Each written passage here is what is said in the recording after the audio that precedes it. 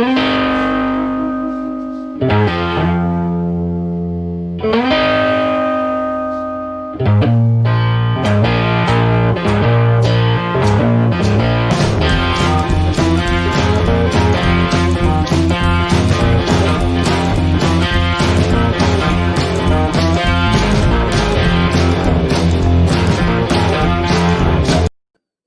welcome guys to this week's second edition to the British Electric Blues Show.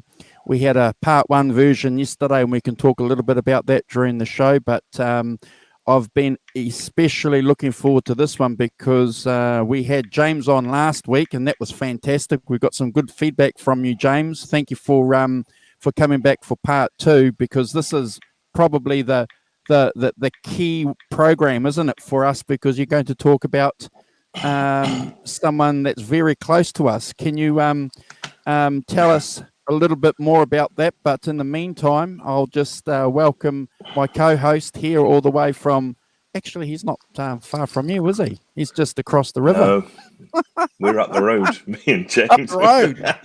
Yeah, that's hilarious.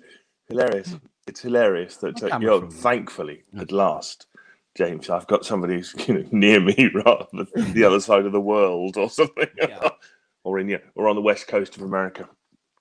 Welcome, guys. Thank you for taking your time out on your Sunday morning to be participants in the show. It's always a pleasure and something that we don't take for granted. And I'm sure that the people in the chat appreciate everything and the sacrifice that you guys do by getting up early in the morning, because without you guys we wouldn't have a show, so appreciate it. That's good. Before we start, can I just do a quick shout out? I want to do a quick shout out. I just go for it. Saw something that I thought was really cool. I was watching I don't know if you've seen them today. Paul Reed Smith does various calls to various people, little sort of 20-minute vignette interviews and stuff, and he was talking to Steve Vai. And Steve Vai asked him. Wow. Steve Vai was asking him about his other company. And I talked to him a long time about it. He's got another company that does. It's called Digital Harmonic, and it does.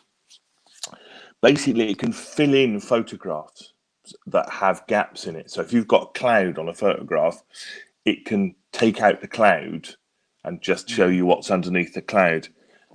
It can also do it principally for medical X-rays and stuff as well. That's another of its thing. But it's a kind of mathematical modelling that fills in the gaps that you have in photographs. So it's amazing, kind of medical amazing. And then there's a military bit, which is slightly. But so Steve I was asking whether he was paying any attention to it during lockdown, and he said no. He said I've concentrated entirely on his guitar company and making sure that everyone is working. And he said that PRS have managed, they haven't laid anybody off, they've not furloughed anybody, they've paid them all the way through the thing.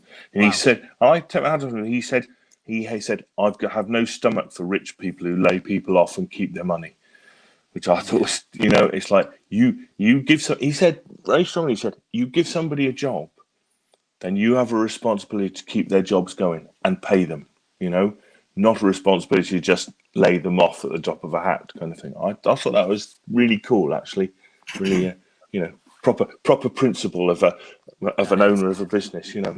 That's fantastic. That's good news. Good news in these dark days, isn't it, James? Oh, absolutely. I wish I had an employer like that. I'm down for the tune of about 70 grand because of lockdown, but that's another story. And it kind of, so I took my hat off to him about it. I thought that was really, really cool, that, he could quite easily keep hold of his own money and, lay off his workers or whatever, furlough them, and things. Yeah, and, Richard Branson. Yes, absolutely. Or, BA, British Airways and stuff, who just kind of lay all their people off. They got money. Let's not beat about, they've got a lot of money. They got plenty of money. And they're not supporting their workers during the, when they need it most. I think that's terrible myself. That's where I am with it. So hats off to Paul Reed Smith for, for doing that. 100%.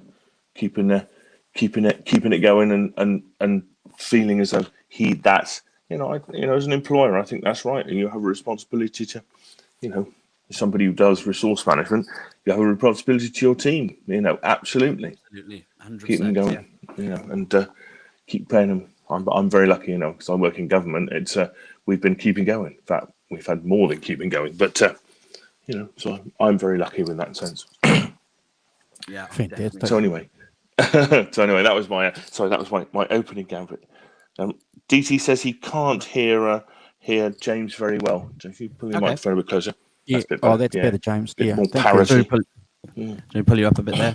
Oh. Yeah, mate. That's fantastic. Thank you. Look, and the Great Vanzini. Good morning, Great Vanzini. I enjoyed your Jazzmaster review earlier on. That's really good. The buzzing Jazzmaster.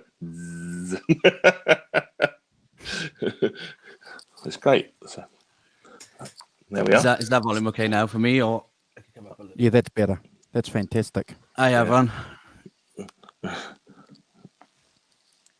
one thing you know about Arvin Gaunt, his name's not Arvin Gaunt. No. No. That's what I like about this. Everybody appears as somebody else. It's Yeah. See, the Great Vanzini. What do we know about the Great Vanzini? His name's not Great Vanzini. He's not a retared circus act. Yeah. He's a circus tumbler. Are you, Great Vanzini? Yes, I do like to buzz. Anyway, sorry. So thank you for that. I thought it was worthy of note. That as a small thing. Actually, so I didn't change my lighting behind me. It keeps changing. I didn't realize it was on that setting. Yeah. Do you want to get it off the disco setting? Yeah.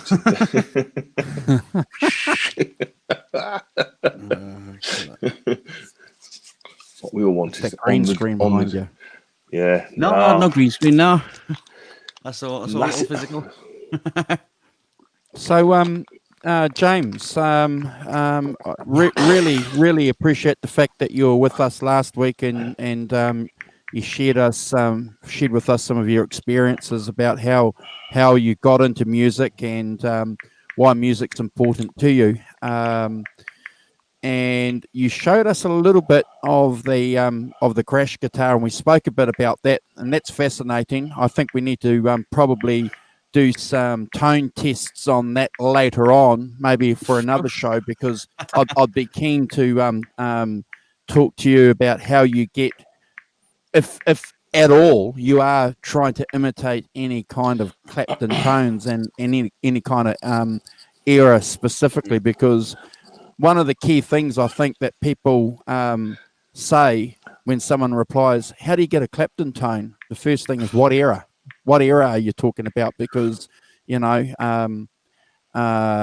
it Cream or is it the early 70s? You just can't get two distinctly different eras. And then you've got that 80s era and then the stuff that he's playing in the early 2000s. So, yes, yeah. There is definitely a particular tone that I like, which I find is kind of a tone across perhaps three decades. But it's a struggle. Is it the later tone? I don't know if I could call it that, because to me, I've always said that I can tell if I hear any song and there's a strat, I can say that is a strat. I can say to a certain extent about a Gibson, but not so much. I mean, to me, I instantly identify a strat, but I can also instantly identify if Clapton's playing that, because a clean strat tone to me is the second nicest guitar tones you can get. Clean strat, just wow. Maybe that little bit of bite, but then Clapton playing it sounds just so different. There's something unique about that man. And I know for a fact that people can't just replicate that. I read something about a session musician. I can't remember his name. He, are you live on Twitch as well? Are you? That's great. Cool. The session musician, big Clapton fan, finally got to play with Clapton. They took a lunch break and Clapton literally put his guitar down and he's like, oh my God, I'm just going to play Clapton's guitar. I want to sound, I'm going to get the sound. He said he played it, sounded nothing like it. As ever, how much of it is in these? Yes, Yeah, so I think to get the perfect Clapton tone, you have to be Clapton. Yes, absolutely. Yes. Yeah. It's I'm good because we all know that, don't we? That that those guys, they can pick up anything and sound like them, whereas we can pick up anything and not sound like them in that same way because we don't have their hands. First, that's the first thing, isn't it? If you want to play like Eric Clapton, first get Eric Clapton's hands, then proceed from there. That's the tricky bit. So, James, in your bit, is he using Soldanos? Is he using the tone you particularly? Are they Soldanos, or is he using his classic Fender, which he uses now? Doesn't he use a Fender? Yeah. Hot Rod Deluxe or a Tweed one? I can't remember which one it is. But yeah, do you know what amp to use? Was it the twin? It wasn't the twin reverb, or is it the twin reverb he uses now? It's twin reverb, not the last 10 or 15 years. Vibrolux. The Vibrolux, is it? Vibrolux, I think, is one of the tones that I wanted. Now, of course, you can get I'm not endorsing it. What they call it, the Kemper Profiler, which it replicates it pretty well. But it's just I've gone through pedals and pedals and pedals. I bought this Tremulux, a Tremolux. Tremulux, that's it. Tremolux signature. He's got a signature amp, a Tremolux amp. There we are. Yeah, modified by a guy called Pete Cornish. Oh, okay. Right. Yeah. I'll have to look. He's the pedal maker, isn't he, Pete Cornish? Hand wired 40 watt 212, based on a 57. Yeah. You know what? There was a guy, a friend of mine from Canada, and during lockdown, I went through a phase of buying pedals. I've never been one for pedals. I don't like the synthetic tone on most of them. And he said to me, right, what you need to do, you need to get a Boss BD2 Blues Driver. You need to get a Keeley Katana Clean Boost, and you need an Ibanez tube screamer. So I got them. Except the tube screamer. I couldn't find a decent one because the 1980s ones were a premium, just for a one pedal, about 200-300 quid. And the newer ones weren't as good. But I could have done without it. And you know what? I couldn't get a Keeley Katana in the UK. I managed to get one shipped in. Didn't like it. Well, I did like it in a way, but it just wasn't there. So back to square one. Yeah, I think it's. I think so much of it is in the hands. So much of it is, is about that interaction between hand and guitar. The other stuff. Yes, you're absolutely right. But it's also how they set it up, isn't it? I mean, I know a lot of players have a blues driver, but with all the drive taken off. Yeah. Don't they kind of turn the drive down to naught and just and it's like unless you know that, unless it's like you turn it up, put it on 12 o'clock kind of thing. So there's a bit, and you go, well, that doesn't sound anything like it. I think that and you don't know what the amp's on. You don't know what settings the amp's are on. You don't know what setting his guitar's on, do you? Has he got treble up on 10? Has he got it on 8? Is that making a real difference to his sound by knocking the tone off? Because some guitars, you can turn the tone down to 5 before you start getting, whereas some are really, quite sensitive, and you can get something else. That's one thing that I've always found to be sort of.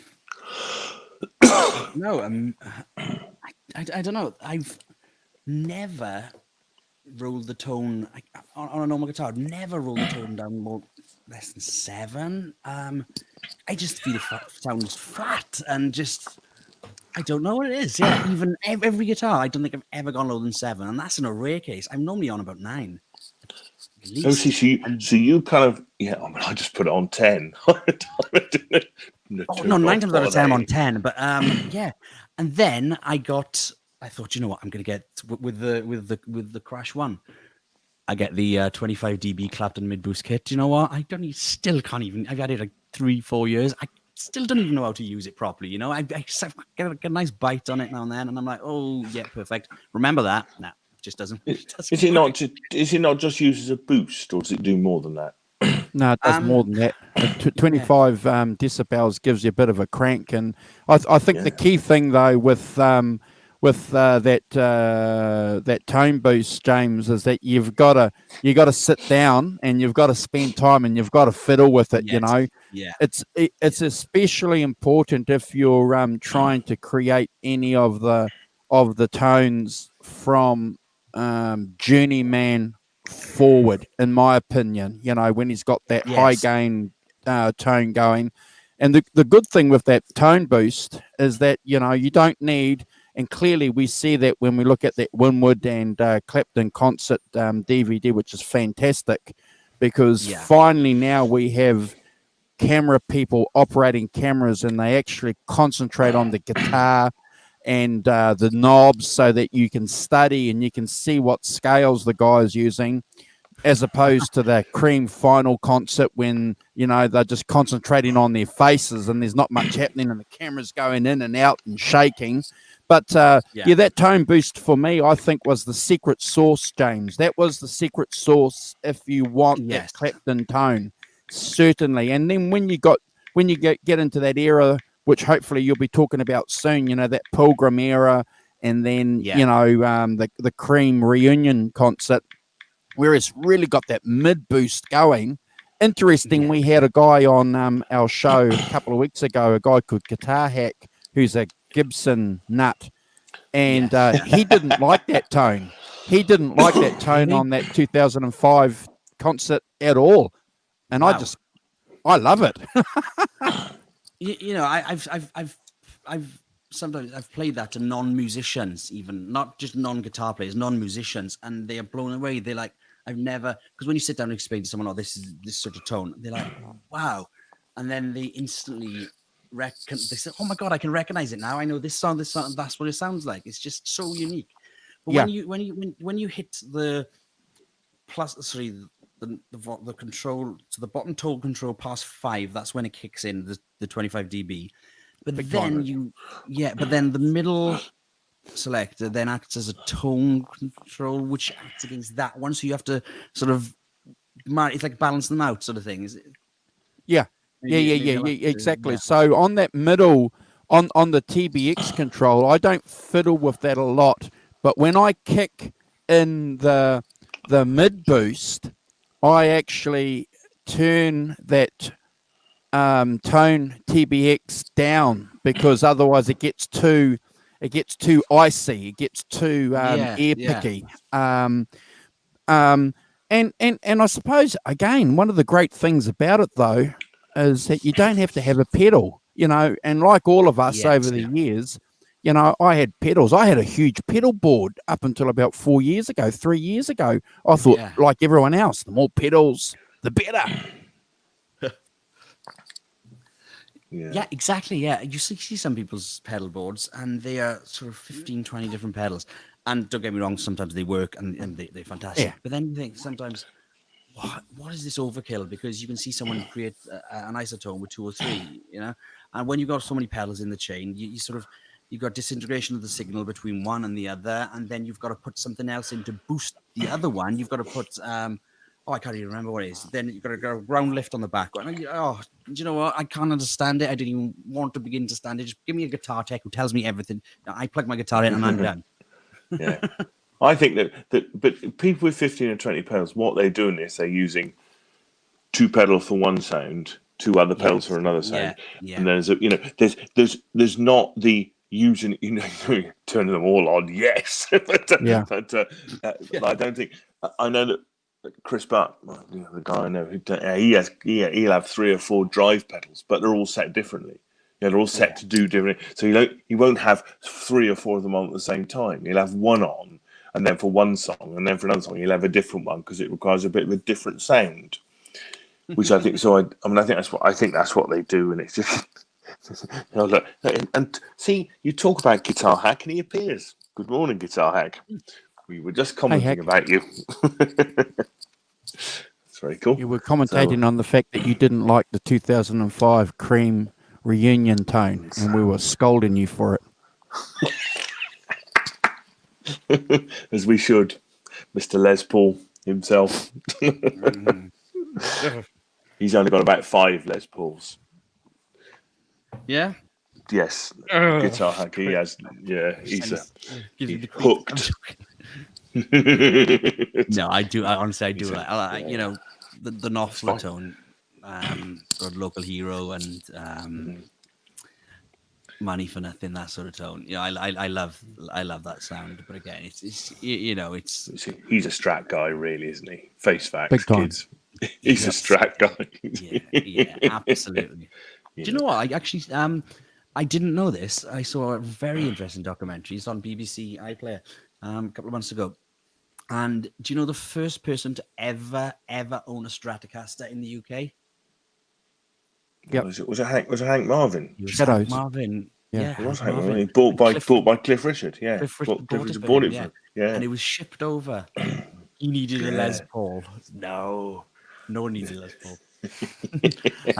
So the first ever Stratocaster in the UK. Could you imagine the money that's worth now?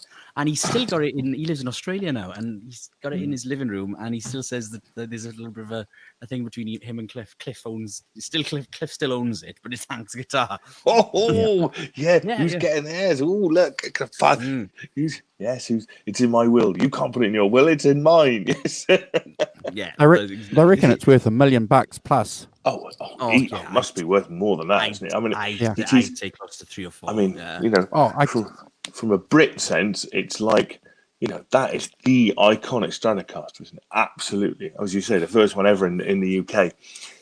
Yeah, there's 2 Stratocasters. Must be. That's just a Buddy Holly sort of Strat. Yeah, Blackie and Hank's. Yeah, I would say someone like Buddy Holly. See, Buddy Holly probably the first rock and roller with that I remember with a Strat, probably. Specifically, you know, that whole look was.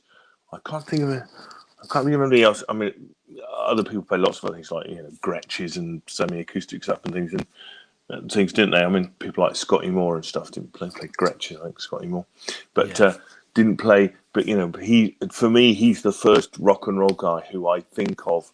If I think of a Stratocaster, he's the guy I think of. See, Eddie Cochran played a semi Gibson, didn't he?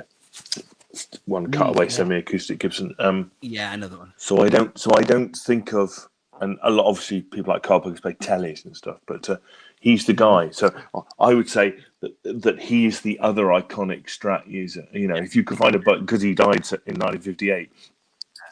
You know, if you could find the Buddy Holly Strat, you probably had more than one, but you know, that'd be worth £1 or £2. Was it a Sunburn? No, I don't think so. I think it was a Sunburn. Let's find out. Yeah. Yeah, with the Sunboost. He said that if you were to find I think it was the Strat, 1954, the original number 1 Strat, serial number 1, it could not be valid. No, I think what's interesting, guys, is, you know, when you look at that clip of Buddy Holly when he's with the Crickets playing live, you know, and that guitar's just out, basically only been on the market a couple of years, and everyone else is playing jazz boxes and big Gibsons and, you know, Gretsch guitars, and, you know, there's this guy playing this little bolt-on guitar. It's interesting because you look at some of the reviews and some of the interviews with guys like Clapton who say, you know, when they first saw that, they thought, wow, this is super cool. This is like amazing. Yeah. It's you know, something into the future, which is exactly what Leo Fender and the guys at Gibson were trying to do. You know, they were projecting something that they thought was futuristic. Yes, exactly. And you know, Clapton's Blackie is what do they call it? A Frankenstrat. It was made from three different Strats. 4, I think. He had 4, didn't he? Yeah. George Harrison, I believe, gave them to him. Or did he? I thought he bought. Did he, or did he buy them? I thought he bought them and he made. Yeah. So he was in America on tour, and Strats weren't popular at the time, and he bought half a dozen of them back. He gave one to Townsend, one to George Harrison, and he kept 4, and he put 4 of them together to get Blackie, and I don't know what he did with those other bits and pieces, but still got them. yeah, probably in a box. For some reason, I thought that George Harrison gave him a number of strats, and he made the best out of the three. I don't know. Didn't he give him something else? His wife. Yes, and a Les Paul. He gave him a Les Paul, a cherry red Les Paul, and well, his wife. Okay, that's very good. well, I'm here all week. Actually, that's probably a good segue into some channel news. So, guys, we're going to be asking you to join us and do some research over the next month, because on partway through November, it's the 50th anniversary for Layla and Other Assorted Love Songs. So, James, Simon and I will be here spending probably 3 or 4 hours going through that album, talking about the history, talking about songs, all the songs. We'll go through all the songs, and each of us will be saying which song we'll keep and which song we'll skip and the reasons why.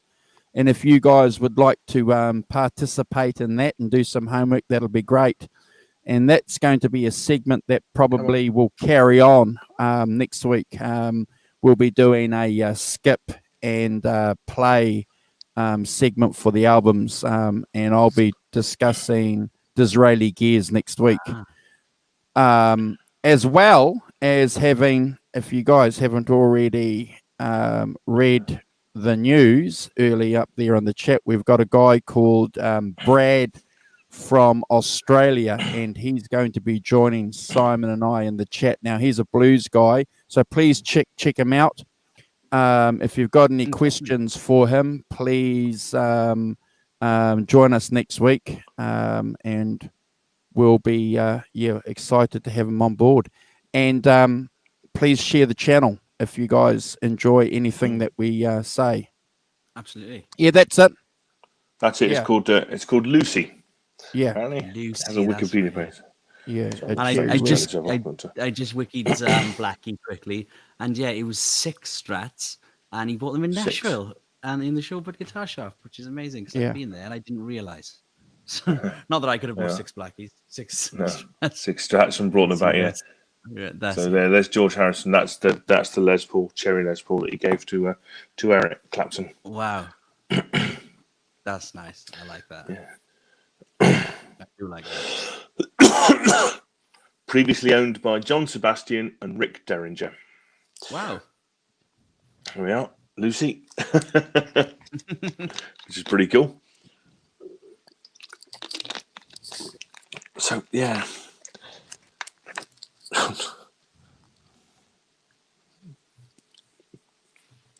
So, Arvin, yes, dear old Arvin, you going straight into the amp is never a bad idea. I spend nearly all my time going straight into the amp, and that's right. Yeah. Do you know? I spend all my time. If I play my guitar at home, I just plug it straight in the amp. I do not. I rarely plug my ped. I've got a GT3, old Boss GT thing. Yeah. I rarely plug that up at home. Unless I want to do crazy stereo madness, for which it's brilliant for. But no, I don't. I just go straight in the amp because I figure that actually the key thing is to get a decent sound going straight into the amp. If you can do that, then the pedals are a difference and an enhancement or whatever to your sound. But it actually, it's what you sound like going into the amp if you can make it work for you, well. Like that, Totally. What amp is that you're referring to? Oh, I've got two. I've got an old PV Delta Blues, 15-inch one, for an American one, not a Chinese one. Yeah. I've had it for about 25 years, and I just bought an orange Rocker 32. Oh, nice. Which is great. Yeah, it has a stereo capability. You could basically plug. You can plug two things. The speakers will act independently, so you can plug two returns in. Yeah, so you can plug. Nice. Yeah, so you can get a wet dry thing out of it. You can get a stereo effect out of just one amp, which is it's great. But actually it's just a really nice amp. You just plug it straight in. It's got a really nice sound. The channel one is clean, and it's basically just to clean. You only got a volume on it, They set the tone up. You know, you have to change the tone on your guitar if you want to change it. Yeah. But basically it's set up, and the drive has the bass, middle, and treble things. It's got a nice drive on it. You can, you know, get a nice crunch tone out of it. But yeah, it's really good. Yeah. I would say. Blues Junior 3 for me. Yeah. The classic, yes. Strat and the yeah. Blues Junior. Yep. Yeah. I couldn't be more sort of stereotypical Strat Fender fan, could I? Not really. Strat and the BJ3, you know. But, I'm happy with that sound. To be honest, I haven't used it for since before lockdown because one of my valves died, and I wanted to get a certain. I can't remember which one. I was recommended not to get this one. Recommended a certain valve, and I couldn't get them in. And then just totally sort of forgot about it because I was going through all my sort of effects and straight into the desk and the computer and things. So I haven't played it, and now that's just reminded me that I need to order some valves. So if you can recommend any particular valves, that'd be great. Because I do want to try that with my. There are only about three manufacturers of valves, aren't there, in the world? There's only like three factories where, because it's. Sounds a bit bizarre to say this, but because it's a niche market, valves are a niche market. I mean, you think, well, how many thousands of amps do you sell with, 12 amps, 12? But actually, in really global make them terms, valves are now a completely niche market. And I think there's like a factory in Russia and a factory in China. There's really not. All the valves come from about 2 or 3 factories. Wow. And then they either get rebadged by, so if you buy JJ's, for instance, it's a name I can remember, then they are rebadged from this factory, and I think they test them and they work them out, But I certainly, Dave Friedman has said that basically you've got 3 factories that where guitar valves are made, because it's such, people go, well, can't somebody else make them? And the trouble is, you're never going to, to set up a factory to make this crazy old technology, some of it probably quite dangerous back in the, probably had some health and safety these days for not be allowing you to muck about with that sort of gear these days. So you basically, so he spends a lot of time testing stuff. So actually, I don't know, JJ's are good. I can't remember what. I think I had JJ's. I had my PV re-valved after about 23 years. Yeah, wow. I'm a great believer. If it's still working, then don't mess about with it. But it went wrong. It went quite drastically wrong. So I had to have it. But that's all right. It's fine. But yeah, so I'd have new valves in it. But I'm not of this thing about they wear out after 5 years or 3. You should change them. No. Leave the bloody things alone until if it ain't broke, don't mess around with it. I am a great believer in that old adage, But so I don't know. So I think it's but the thing about it is, and I know nothing about this, but I presume you'll need to get it rebiased. Well, that's what or do you not need to? Because some do and some don't they? Some you can just No, you should be okay with a Blues Junior just throwing in. That's what I hear. I heard a couple of different opinions on that, but the general consensus seems you don't need to get it rebiased. But, okay. Yeah. Was it? Well, I hope. Was it? Who's it? It was like it was Mezza Boogie, wasn't it? If the valves if you got valves from Mezza Boogie, you didn't need to get them rebiased because they already tested them and they were in the range for you could just plug them straight in. Right. I think it was Mezza Boogie did that. But yeah, I don't know. My PV definitely needed rebiasing, which sounds quite dangerous to me. Large voltages involved and stuff. Yeah, well, I did electronics in school, but I wouldn't did be you? comfortable. Oh, well done. Wouldn't be comfortable with the VU meter and yeah. No, I would definitely. I get a man, pay up and look cheerful. Somebody else would buy a new amp and type to myself. I don't buy a new amp. Yeah, well, there's no. To me, that's a really bad idea. Buy a new amp. That's terrible.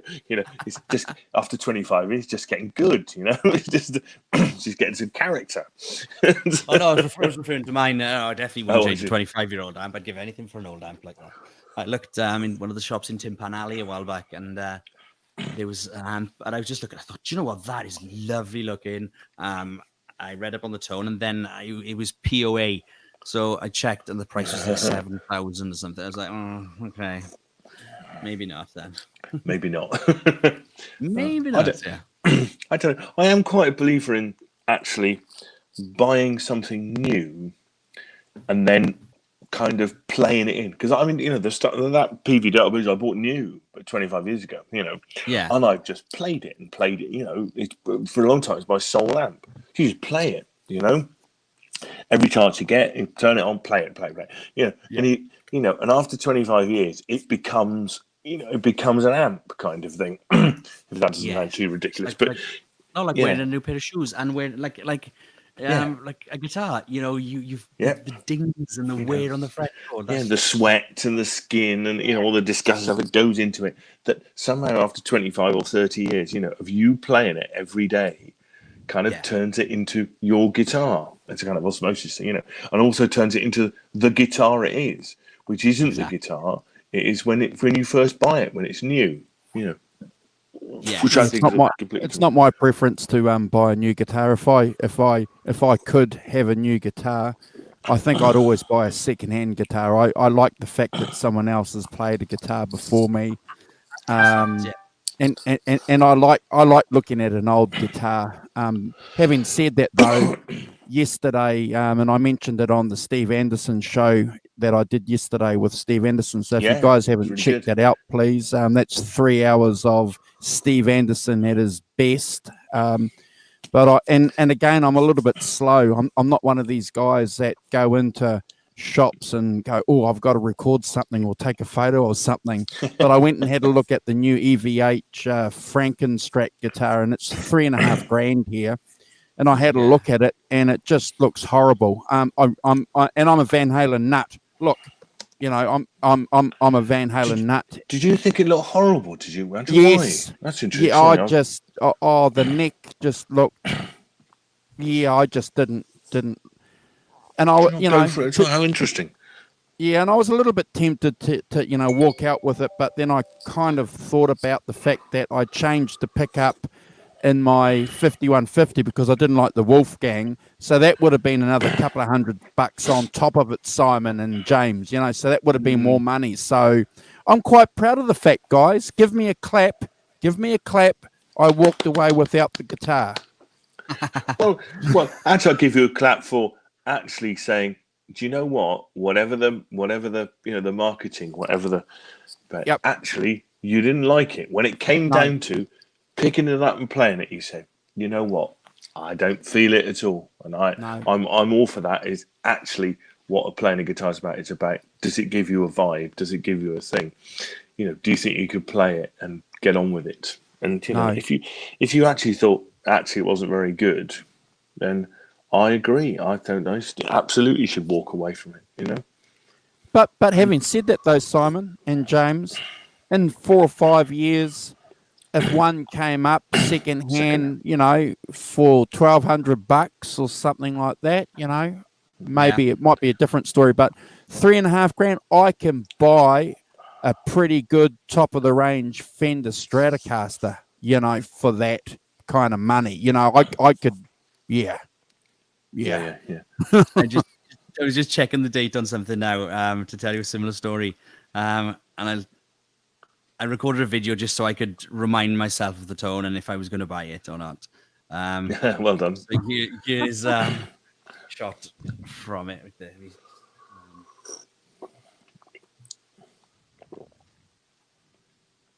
Oh, hold on. Oh my gosh, it's an Olympic white, is it? It's an Olympic white. It is. Sorry, wrong guy. Hold on. Not me. Is that a Kotzen Strat? It's the Clapton, former artist series Olympic white signature. Okay, and so that's $40,000. Oh no, 2.5. Oh, 2.5. It's not. No. Oh, sorry, it's not the custom shop one. No. This is this is the.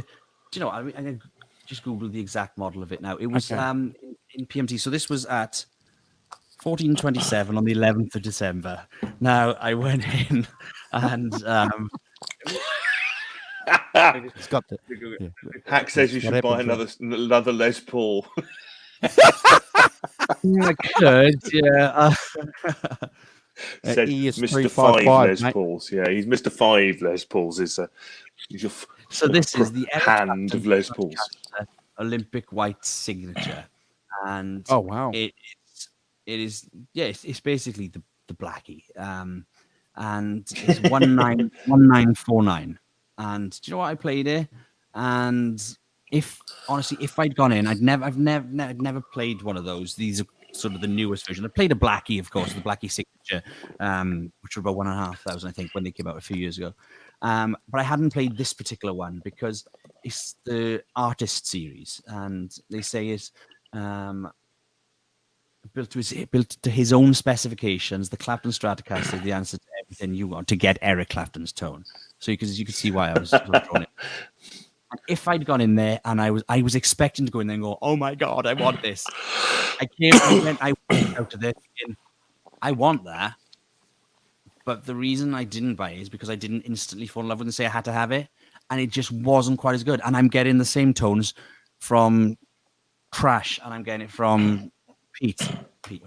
Call the black one Pete because he was Pete. So I was getting tones. So I couldn't justify paying $2,000 on a guitar that I wasn't totally sold on. And I'm so glad I did, because then lockdown happened, didn't it? And it would have been. Do you know what? Now I'm talking myself into wanting it. Nah. Well, you see, Well done. I agree with Andrew. I think that actually the thing to do is to buy one of those second hand, because actually somebody has A, played it, and B, probably set it up and had it organized. You know what I mean? I always feel that you go into a shop, you never really know. They're probably doing minimal stuff to make it play, aren't they? Yeah. Big time. You know, especially here in this country. I think that's the same everywhere. Margins are not tight, and if you don't have to employ somebody to spend half an hour or an hour or so setting a guitar up, because you can just put it on the shelf and sell it. I think that's important. I don't think that necessarily they don't really come that set up for you, do they? Just come kind of so that relatively playable and relatively, I always think the first thing to do with it, if you buy a new guitar, is you then take it to your local tech and get it set up the way you like it.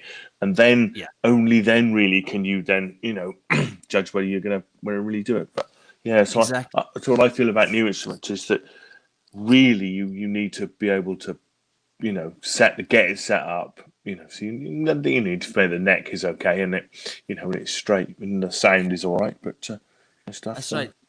That's the LX1 co-custom that I bought during lockdown. It's the Baby Martin, or the Little Martin, the Baby Taylor, they call them. Baby Taylor, Little Martin. I always get them confused. So this is the Little Martin LX1 co-custom, and I bought it without playing it. I said to them, I was going down to pick up some pedals, and I just had this idea that I wanted to get a guitar. They had this one in stock. I said, I'll take it. So I kind of bought it before I got there. And I'm glad it's what I need for sort of looping and things. However, when most musicians on Twitch, I found they tune the guitars down half a step, just because it's easier, when you're belting out 3 or 4 times a week. Great. So I started to tune everything down half a step, and then it came to tuning this down. And I was like, it sounded flat. It didn't stay in tune properly, and I was like, what the hell is wrong with this? Now I spoke to someone else then who knows, put on layaway. Yeah, so I spoke to someone else, and they said, well, if you're going to tune down a Little Martin, you're going to have to put a higher gauge string on it. Now, with a higher gauge string, I haven't tried it yet, but the reason I got to maintain the tension, so you maintain the Sorry, just my headphones came up then. What was that? I missed that. I was going to say, so do you maintain the tension on the string and therefore the sound? But the reason I got it was for the punchiness,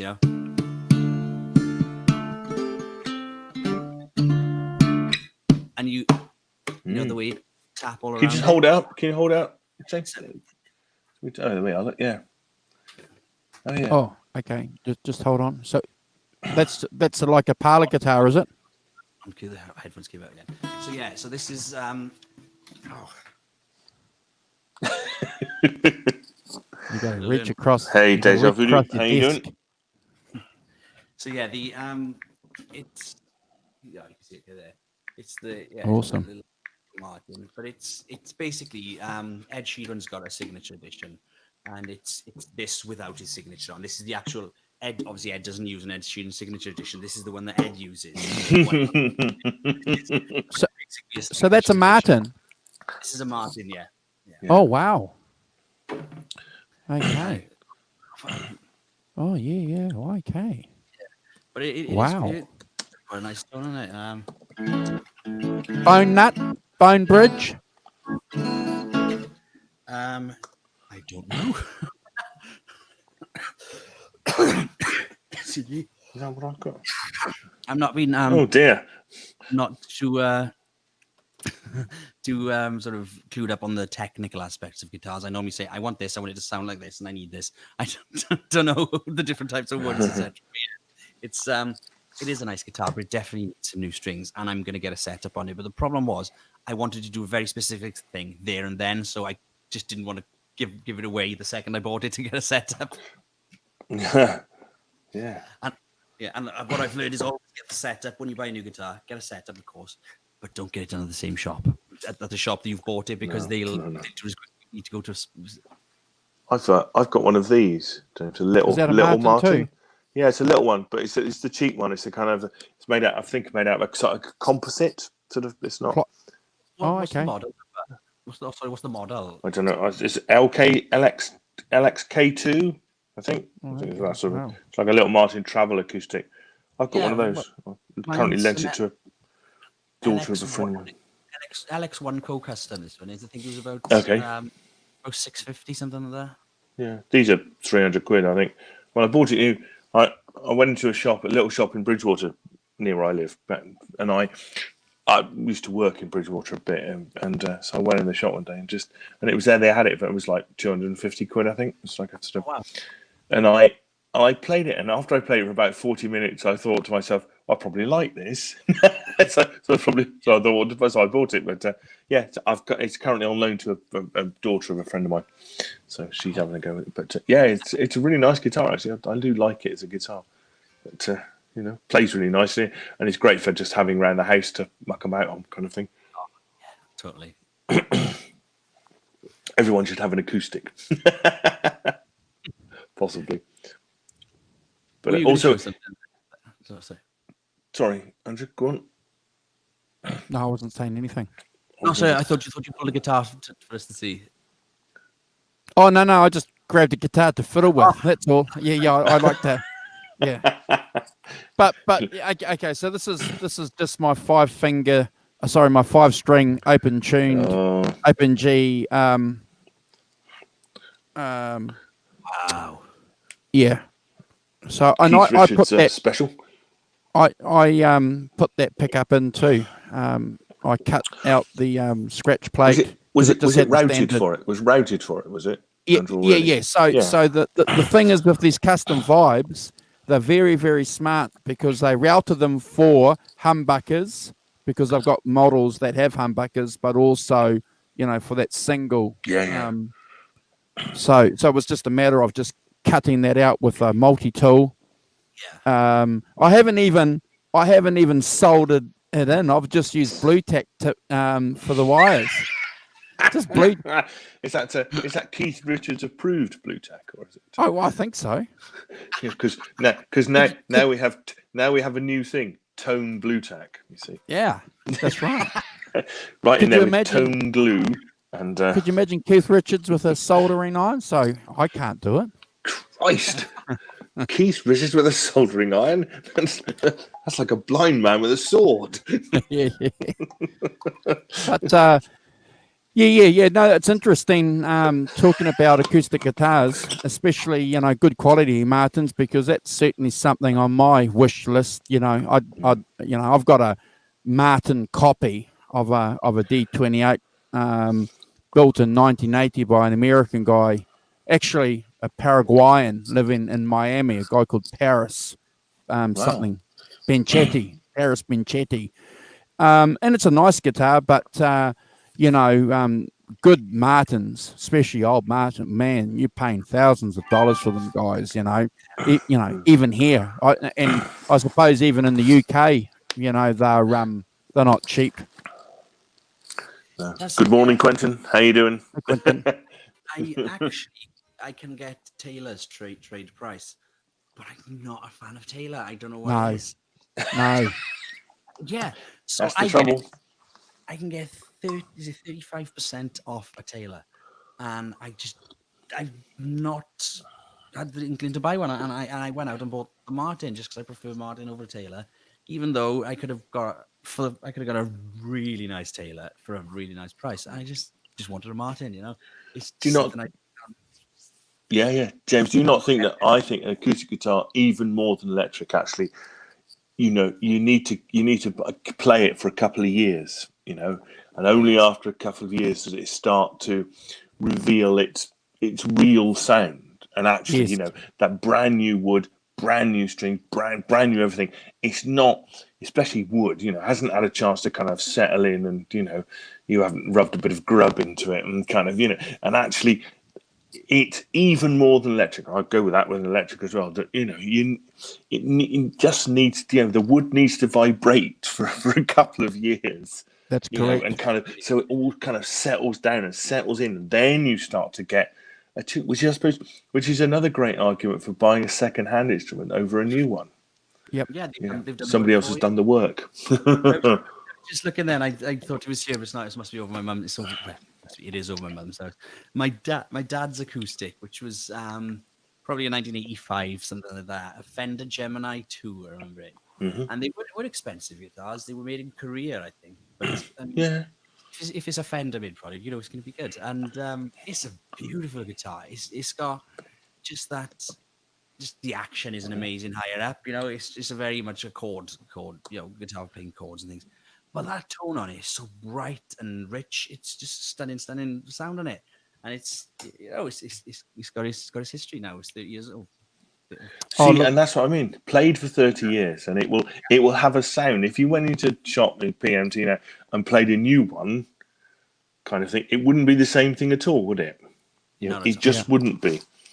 And I agree with what Deja Vu's saying here, Simon and James too.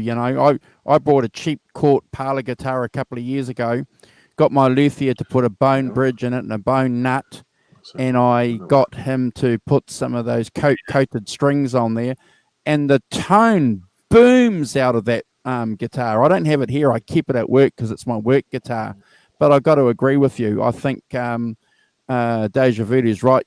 Guitar specs are a rough guide. A good one when you see one. Yes. A good one when you put. James, is that it? Is that what your dad has? That is exactly it. Yeah. Yeah. Here they are. See, that's £100 on eBay. There you are. Wow.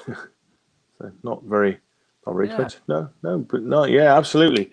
I go with you. Yeah, if it's I've played lots of reasonably cheap Fender guitars, acoustics, and actually they're fantastic.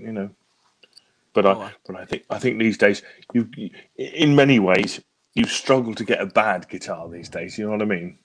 The guitar that speaks to you is different, but most guitars are properly made. People have got 30 years, of making them in various countries, Korea, Indonesia, Japan. They got a lot of experience of making guitars now, and actually that experience, don't do that. That experience, it feeds into the quality thing. So after 30 years of building guitars, you kind of know what you're doing, don't you? So if Fender goes to Indonesia and gets a guitar done, the World Music or wherever it is, they kind of know, you know what you're going to get, and it's going to be, it's going to be fine. Yeah, I agree with you. I don't have any problem with any of the cheaper guitar brands that I've seen. I was looking at some of the custom vibes now. Originally, the custom vibes were made in China, and the custom vibes now are made in Indonesia. And the wood's different. You can tell that the neck wood, I don't know what the wood neck is on the custom vibes. They look a little bit different, but boy, they sound pretty good off the shelf, and they're a good solid guitar. Yeah. Did I tell you who my bosses just bought? They bought a guitar company about a month ago, I believe. Yeah, you said this. Yeah, you said it last week. Burns Guitars. Burns, that's right. Burns. Yeah. Yes, absolutely. Yeah. Yeah, and incidentally, Hank Marvin's one of the, it was a Burns That's player right. apart from his Before Strat, before his Strat. Yeah. But Yes. I'm interested to see So what you they do get with cheap Burns guitars in the future. I'd better get them free, that's for sure. Free. Well you know, done. I've been I'm off work, aren't I? Because they're my bosses for my job as a musical director, and I'm off. Obviously, I'm off work because our venue isn't allowed to open, and so I've lost. Well, it will be a year's work. So So I'm people- going to be look, I'm going to be there's some, still going to be with them. I know. there's I some think they're Burns just the most guitars. ugly things in the world. I think they're absolutely foul. Try and get in focus. Come on, you can do it. You can do it. Yeah, kind of. Well, they're substrats, aren't they, James? Yeah, I don't you know. know, three pickup, British made. Makes me cringe. I don't know. But they are supposed to be the vision of that is bringing Burns guitars into the 21st century, which is absolutely needed. In my opinion, it's like it reminds me of an old piece of furniture like you see in your grandmother's house. I mean, like a Chesterfield or something. With the rolled sort of wood and that. Yep. I think they need to be more Ibanez, less I don't know. Futuristic in the 1950s. In the 2020, not quite so futuristic. Yes. Yeah. Arvin, that's exactly my point. Is you see, your bus got snowed on, rained on, diesel exhaust blown on, it's sweat beer. Sounds better than you'd ever get one off the shelf. Yeah. because that's where the sound is. I think. Yeah.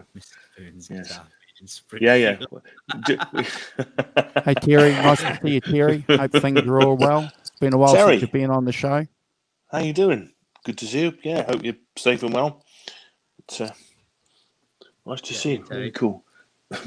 Made in spring, yeah. Did you know where they're made, James? Do you know where they're currently making their guitars?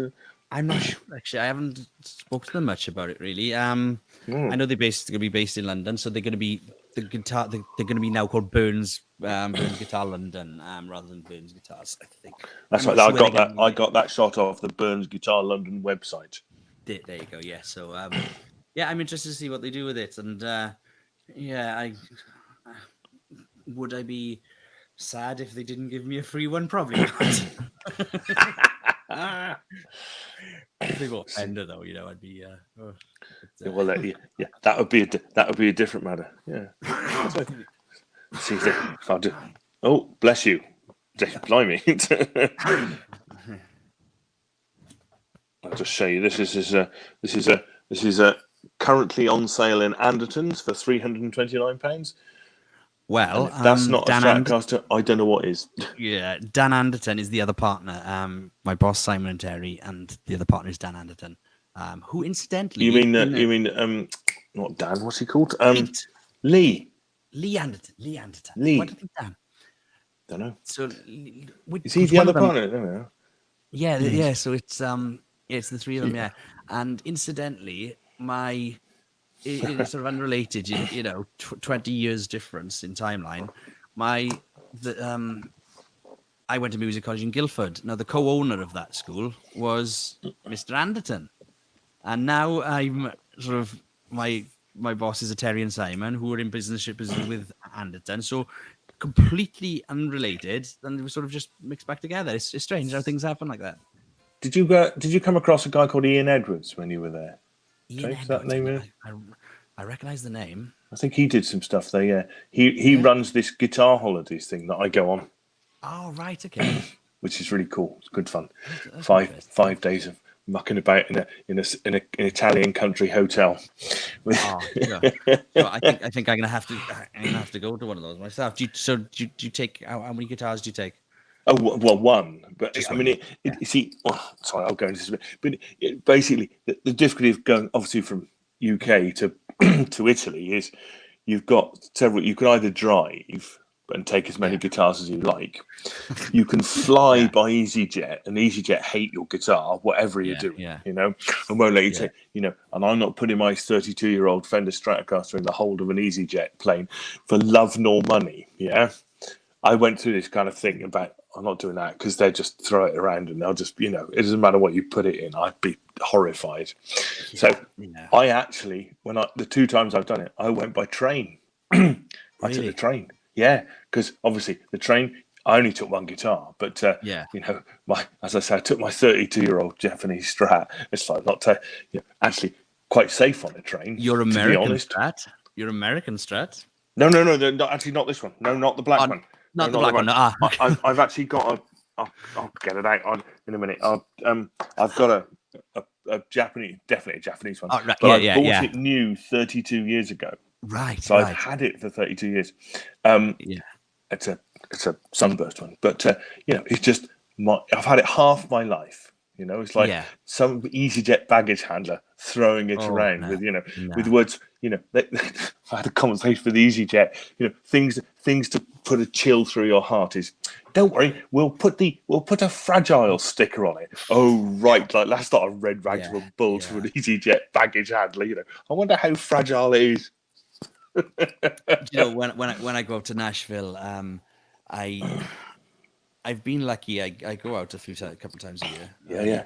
And I've been lucky that every time I go out, I always book standard. I 9 times out of 10 I fly Virgin, but I think I flew BA last time. It was operated by United. But I've been lucky that when I go there, I always upgrade to premium, not first class, of course, but I only do it at the airport because it's cheaper. You know, you can upgrade for like £200 just a minute at the airport, which is $700. So I do that. And because I'm going into premium, they normally look a bit more favorably on you. And I go down and say, oh, do you know, I say, it's a very special. Do you mind if I they tell you it's going to go in the hold? And every time I say, yes, no problem. We stow it in the cruise closet. So I've always, Well, I don't think EasyJet are not like that, though, are they? You know, you know. There's no crew closet. You know, no, there's nothing. Yeah, that's extra. You have to pay extra for that. So you can imagine that you know, I'm not sending my Strat into the. I'll go and get it. Hold on a sec. I'll just go and get it. Yeah.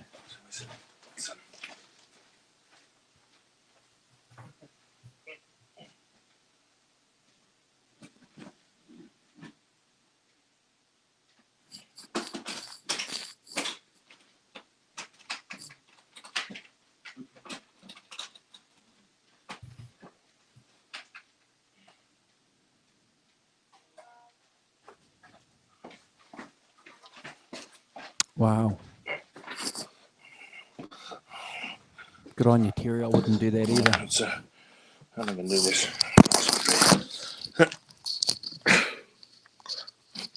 The problem with wires, headphones and wires. Here we go. Turns out this is my. Try and disentangle myself a bit. There we go. Beautiful. Resplendent with fittings and planes. That's in amazing condition, though. For 32 it's not bad. Wow. And you know, this is the guitar I have. It's got a few. Where is it? Where's the bass? There's a bass here. Look. That's more like it. I like that. Bit of a ding there. Yeah. Yeah. So you know, and it's got a few scrapes and bashes here and all sorts of stuff. But actually, see, look at those yellow pickups and stuff. It's the yellowing on the pickups. Yeah. I love that. Yeah, it's beautiful. And, so you know, stunning. As you can see, this is the thing I've done to it. I put Spursel locking tuners on it. Yeah. When I first got it, because I didn't, you know, this is the late 80s, all right. This is so of course it's got the pegs with the hole down the middle. Yeah. Yep. Now, of course, I don't know anything because I'm an idiot. I don't know anything about what you do. Is you put it through the hole, measure it 2 pegs along, cut it, and then wind it around twice and put it down the thing. I didn't know any of that. If I'd known that, I might have been a bit. And of course, you're gigging. You've only got one guitar because that's what you know. Yeah. You're going.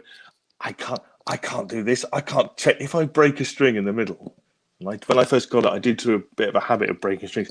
I thought it's going to take me ages to break. I can't do that in the middle of a gig. I need to have something much more. So, obviously Spurs will stick it through, tighten it up, bingo, you're back up and running. Made it a lot easier. But I got Spursels on the Patrick Eggle actually, and I've lost one of the back, whatever they call it, the screw or whatever the back screw. Really, I've lost one, and I contacted Spursel, I think, or some company who owned them, and they were supposed to send me one, but they never did. Oh wow! Yeah, this is a 59 body and a 62 neck. So the neck is pretty slim, which, as I've got small hands, is perfect for me. Yeah, I mean the other one, the black one, it's got a 50 neck. The neck is a lot chunkier. Still absolutely fine now. I'd have no issues with it. But yeah, this is the guitar I've played for 32 years. It's a fantastic guitar, Rosewood. I don't like Fenders, Simon, with big necks. I like a nice slim neck on a Fender. Yeah. As I say, my black one is just the nicest neck I've ever tried. Now, obviously, you've got the same one as well. Now, how does that compare to that one there? Oh well, yeah. Oh well, this is a lot thinner. There's a lot less. There's a lot less going that way. I'm very bad on the sort of profile. I don't know if you could see that. You can see it's not. If I go at the neck end, that's really quite thin. That's well less than an inch. In thickness wise, there that bit is really, really not very thick at all. But I've got small hands, so it's really nice. Although interestingly, just if I get the other one. waving guitars around. Hilarious. But this one, oh Christ, there goes the headstock. See there? I don't know if you can see this one. It's got quite a lot thicker than there. Maybe not so, but it is. That is thicker. This one. But do you know what? I find it. I thought you kind of. It's one of those things, isn't it? It's about language. I thought, people talk about thick necks and thin necks and Fenders having thick necks and thin necks and stuff. Hey Johnny, thanks for joining us. Johnny, how you doing? Nice to see you. I think we may have different necks. Let me compare that. Go back to. Oh wow! I know. And looks quite. It does look quite similar. That kind of dip down at the thing. I don't know. Yeah. Well, it looks pretty similar, I think. But yeah, but yeah, this is definitely the black one's definitely got a thicker. It's definitely thicker, but it's not. It isn't that much thicker. It's not. It's one of those things, isn't it? As I say, the language of it is. You think, people talk about baseball bats and stuff like that. Now, I have five electric guitars. They've pretty much all got different necks. That the black Strat and my Telly have 50s necks, which are very similar. Yeah. Actually, thinking about it, a bit thicker. So obviously the Japanese one I just shown, that's got a 62 neck, so that's slimmer for sure. The Chapman I've got, the Super Strat, has got, I think, that's flat, a bit wider, but a bit flatter. So it's really comfortable. Actually, I really like it. It's like. And I've got this kind of gold top one, which is a sort of Les Paul thing, which has got a meatier neck, a bit more like the 50 Strat ones. But I don't have any issues about going from one to the other. I don't think to myself, I can't play this. This is terrible. I had a bit more of an issue because they've actually got the Chapmans have got jumbo frets on them, so you don't have to press so hard. And as I was sort of, the vintage fret guy, you sort of clamp on sort of thing. Look. I just need I need a minute or two to acclimatise. So I'm just not pulling so hard on it and pulling out of tune. which is quite funny. But so I've just come to the conclusion that actually I'm pretty cool with necks. Pretty much all, as I say, I've got a variety of different types of necks. I can play them all. Very comfortable at playing them. If I like the guitar, I like the guitar, and that's not a deal breaker for me. See, someone like Guitar Hack in the chat, he's very much a kind of, the neck's got to feel right. And I hear that a lot from guitarists. Yeah, and I suppose it's similar with me. Like they've all got different necks, but going from one to another doesn't feel strange because it's your guitar. It's like if you drive someone else's car, you're quite conscious that it's their car, even though it could be the same model as yours. Mm-hmm. So when you move from one to the other, because it's yours, you sort of just feel comfortable knowing that's what I find. That's what I definitely find. Shoes, you know? Yeah. That's weird. Yeah, it just doesn't happen. Fender C stress. Yeah, yes. Fender Relics. I was in PMT a couple of weeks, maybe a month ago or so, and there was a Relic there, $3,500. I was like, do you know, I pay extra for that. It's more work. Yeah, I know, but then I'm like $3,500. You know, I'd rather buy an 80s or a 70s. For $3,500, you could probably buy an actual 60s. You know, no, maybe not. Oh, No, well, actually, won't. Yeah. No. 66 70s. Strat would be $20,000. I think. Yeah, maybe late 70s. You know, so any day I'd go for those. CBS ones. Yeah. They've got a Journeyman Stratocaster in the Rock Shops shop in Auckland, just up the road here, and that's $45,000 New Zealand. It's one of the handmade ones, one of the limited edition ones, and the cheap one. If you can't afford that, the cheap one that they've got underneath that is only $10,000. Only.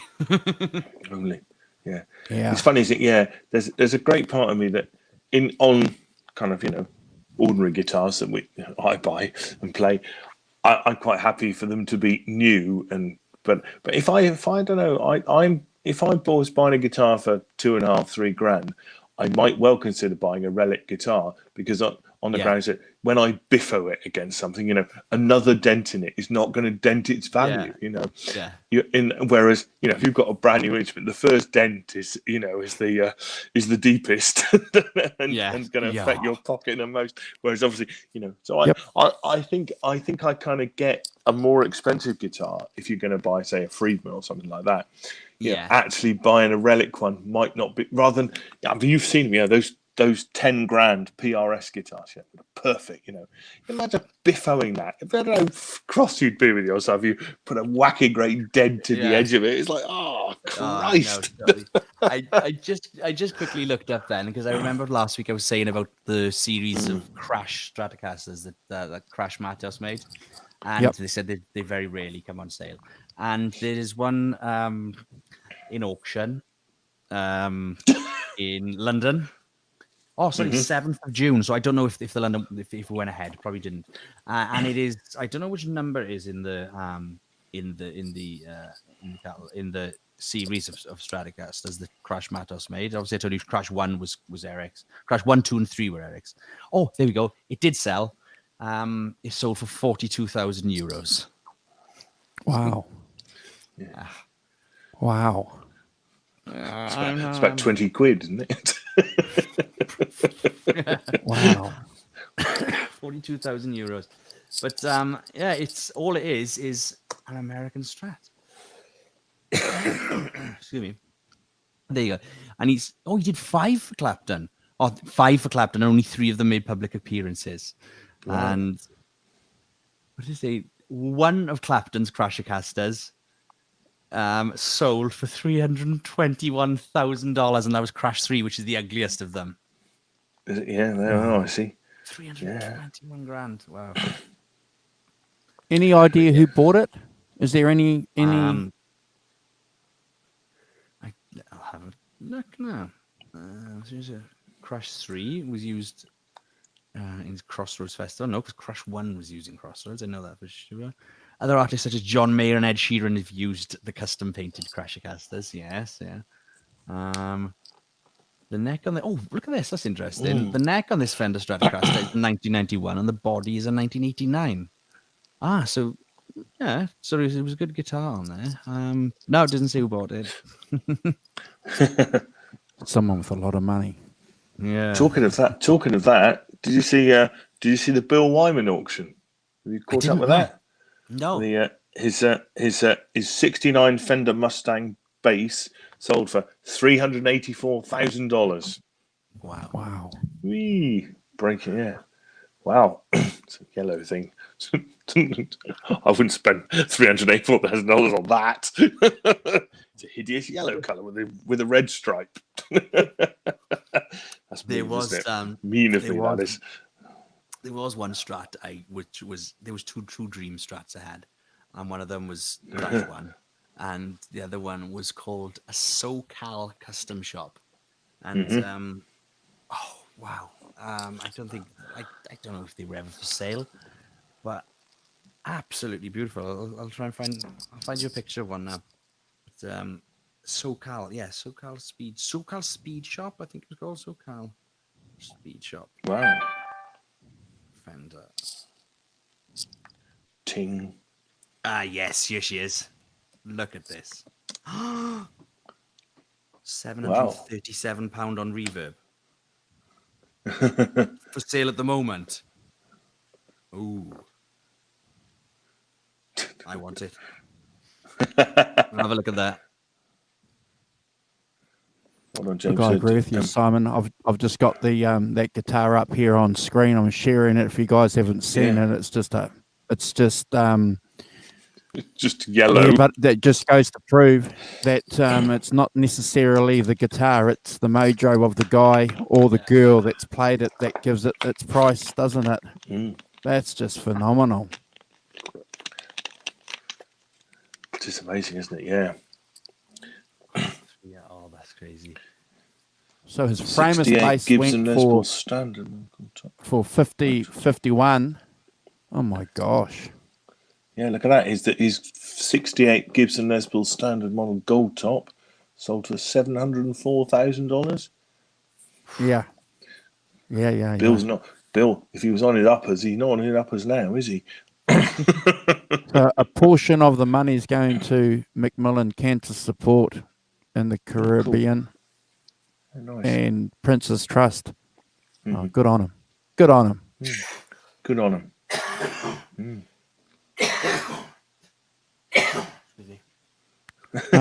Just pick up the cigars and the so brandy. what were you showing, James? Go on, James. Sorry. SoCal. Just hold on. Yeah. Hold Ooh, on. look at that. Oh, so who painted that? Crash. No, that wasn't a Crash one. No, this is SoCal Speed Shop. And I don't know. Let me see. Fender limited edition hot rod Strat, USA custom. Do you know what? There's a few of them for sale. Holy shit. Oh, no. I'm gonna have to look into that. Oh yeah. Do you like that? Wow. I do, yeah, but You like it, do you? Wow. yes, but the more I look at it now, just then I kind of think, oh yeah, I kind of want it because it was something I've always wanted. But I haven't seen it for about 5 years. I haven't looked up an image of one for 5 years, and I'm kind of thinking, maybe not for me. Single pickup, just a volume knob, and yes, yeah, and that V thing goes halfway up the neck. Yeah. That's kind of what's put me off, if I'm honest. Is the it's a thing, isn't it? That was one of the things that attracted to me in the first place. Yeah. But, What's the price of that guitar, James? Well, the one on Reverb, this £700, yeah, $849 US. Oh, okay. That's not that. It's not horrendous. No, there's one in Terry. If you can get it over the border, there's one in Carlino Guitars in Medford, Massachusetts for £737. I don't know what that is in dollars. Probably about $850, $900. If you can smuggle it over there, it's made in Korea. There you are. So it goes back to what we talked about earlier.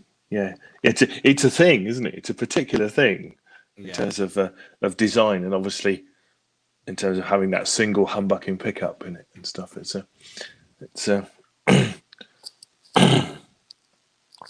amazing. Yeah. Oh,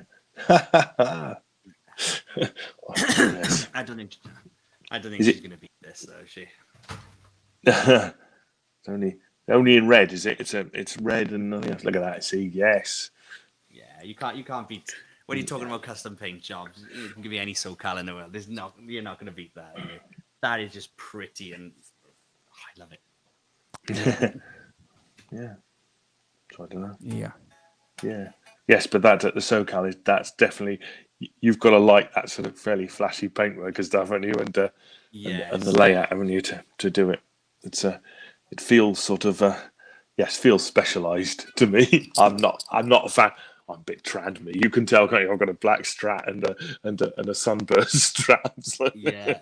Well, no, that's like me. Black Strat. I've got the black Strat. I've got this one, and I've got a sunburst, which is a Mexican over my mum's. I've got the 70s one, which I haven't been able to. I said last week that I bought the new one. I haven't been able to get it yet because my county's on lockdown, and so is the guy. I've bought it off a very good friend of mine, and he's got it in the house ready for me. But he's not. He can't leave his county. I can't leave mine, so I'm stuck. Yes, yeah. Yeah, And, Terry, that's what it is. Terry, you're right. It is the hot rod. It's the American hot rod. Yeah. That's what it is. That's right. Yeah. Thanks, Terry. That's really cool. Yes, that makes sense now as a kind of that red and white, Chevy type thing. Yeah. Yes. Now Fender did some. They did some. Did they some hot rod stuff? Did they a few years ago? That's interesting. Yeah, they did a deal too on some amps. They had some amps that they were running that had 3 speakers, an 8-inch, a 10-inch, and a 12-inch limited run, and it had that different color. What do they call it? Torlex, or whatever. Yes, Tolex. Yeah. The Tolex. covering. Yeah. And they were. I remember seeing one here in a shop locally, and $6,000. Wow. Yeah. Yeah. Everything's expensive in New Zealand, isn't it? You have to pay shipping and import, and it's expensive, isn't it? Same as Australia. Oops. Yeah, I think because it was a limited, a limited run. What do they call them? Fender something. Yeah, anyway, special runs at FSRs, isn't it? Special. Yeah. FSRs, Fender special runs. Yeah. Hey, Mitch. Oh, look. They Good morning, Mitch. Good morning, Ben Tom. How you doing? I'm also Ben. in bed. We'll send you off, Ben Tom. No problems at all. Yeah, thanks for subbing to the Bent to the channel, Bent. I noticed that, and I subbed back. Thank you. We appreciate that. Yeah, Terry, that's not useless knowledge at all. Niche, but not useless. Yeah.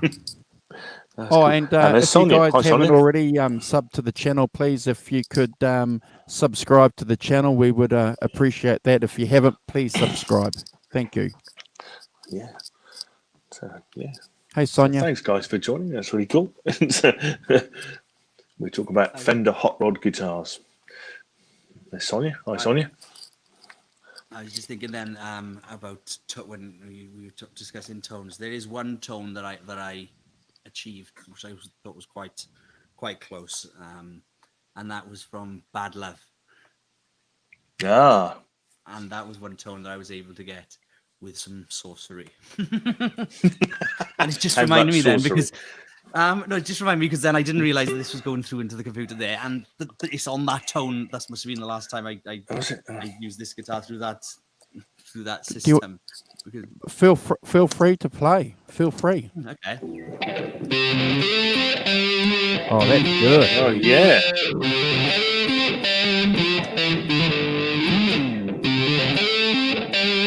It's quite close, isn't it? That's not bad. That's not bad.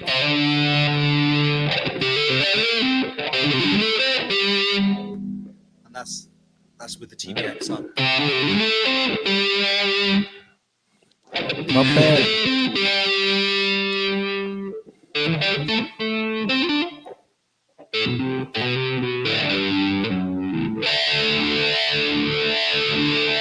It's quite close, isn't it? Yeah. Not bad.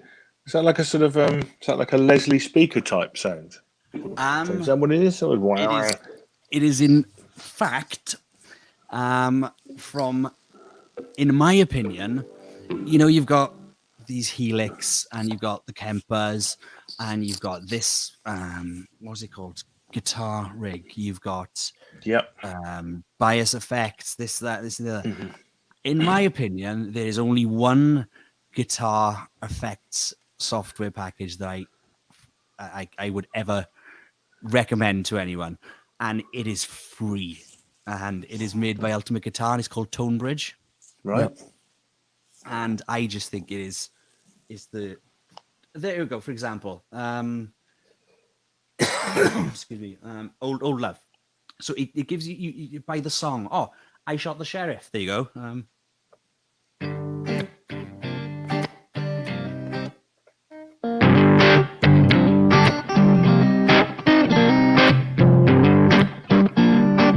So it's by the song rather than the.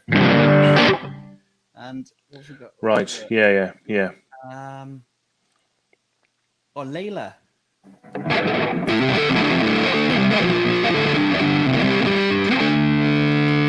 Maybe my tone's off a bit there.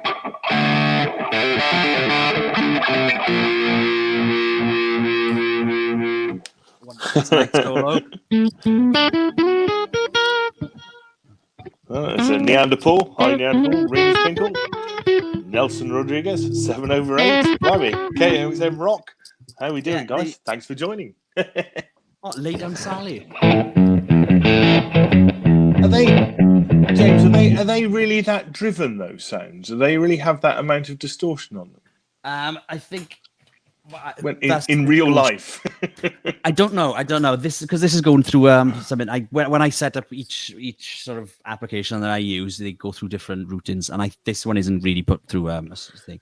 One of the okay. This is just like sort of standard routing that I've got here. So I would EQ it through a desk then, and you can get them to sound really amazing. But it's called Tonebridge, and Pink Floyd. They've got thousands and thousands of songs on there. It's I don't know how that's sounding because that's going through into my looper as well. But I just that's one of my go-to things there.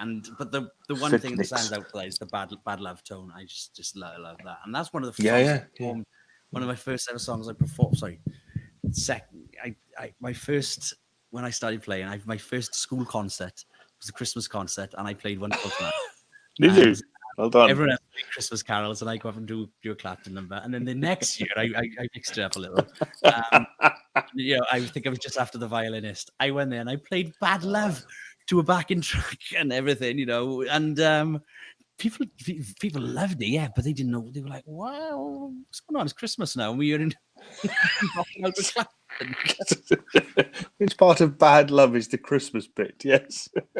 Hey, James, if you're not aware of what's happening, Johnny Bean, he's what we call our granddaddy. If it wasn't for Johnny Bean, we wouldn't be here. We met on the Johnny Bean show, and he gave us the idea of doing our show. So he's just finished one of his shows, and he sent a few rat bags over to say hello to us. So they're all saying hello to and raiding everybody. So we do appreciate you jumping on board. And if I can be bold and ask you, please, if you would like to subscribe to our channel, that would help Simon and I get 1,000 subscribers. If you could subscribe before you go, we would be grateful. Thank you for jumping on board. Look at that. Dane Zimmerman, Neanderthal, Renus Pinkle, got Fiesta Red, Michael Smith, Johnny Bean. Guys, we've never had so many people. Don't know what to do. Getting back to that Journeyman album, that tone that you were doing with Bad Love. So did you do that with a wah when you were on stage? Did you use a wah pedal? Yeah, I did I think it was about a third open Jim Dunlop. For the riff, just set it at sort of third open and let it sort of resonate then. Because I think it was too heavy. If you're trying to control it up and down, and you start to you got to be so precise to get it to bite at the right spots. And I think so when I did I think it was about a third or maybe a quarter open, and it just sort of seems to just hit that spot. Awesome. Yeah, I think that's it does sound like a wonderful album. Love the tone, and yeah, that high gain amp that he was using certainly sets it apart from a lot of other albums he did. Just have a look here. Apparently, in the mid-80s, he had quite a lot of stuff, Eric Clapton, including. And these are words I never thought I'd utter in the same sentence as Eric Clapton. A Boss heavy metal pedal. Good Lord, really? Apparently, in the 80s, he had various things: Ibanez harmonics, Boss C1 chorus, and a Boss heavy metal pedal. Now, there are three words I never thought I'd use in the same sentence as Eric Clapton. Blimey, what was he doing? Well, you might want to say if you turn the drive all the way off, kind of thing, and kind of thing, and so it gives you a sound, something to do, but not with a thing. But yes, absolutely. Good Lord, Eric. I always shun those when I see pedals. I always look for pedals on sort of like local ads and things. If there's anything nice, I'll pick it up. And I instantly just it's like when you see a chick on Tinder you don't like, you swipe left. I'm like with the pedals. After my time, James. After my time. swipe left on the metal pedals. But now if Clapton used one, perhaps I'll have to look. Yeah, I'm not into that sort of metal thing. Frankly, you need to go and speak to him severely. Actually, yes, Eric, what were you thinking? Yeah, that's my view of it. So apparently, James, you've got some Eric Clapton stories. Dr. Walton was referring to earlier. Yeah, I guess some Eric related. Excuse me. Yeah. The signed CD, the signed artwork is probably my signed artwork for what? Oh, signed album. Sorry. Oh, album. Which we were discussing with the favorite albums, which is perfect segue. We've done this before.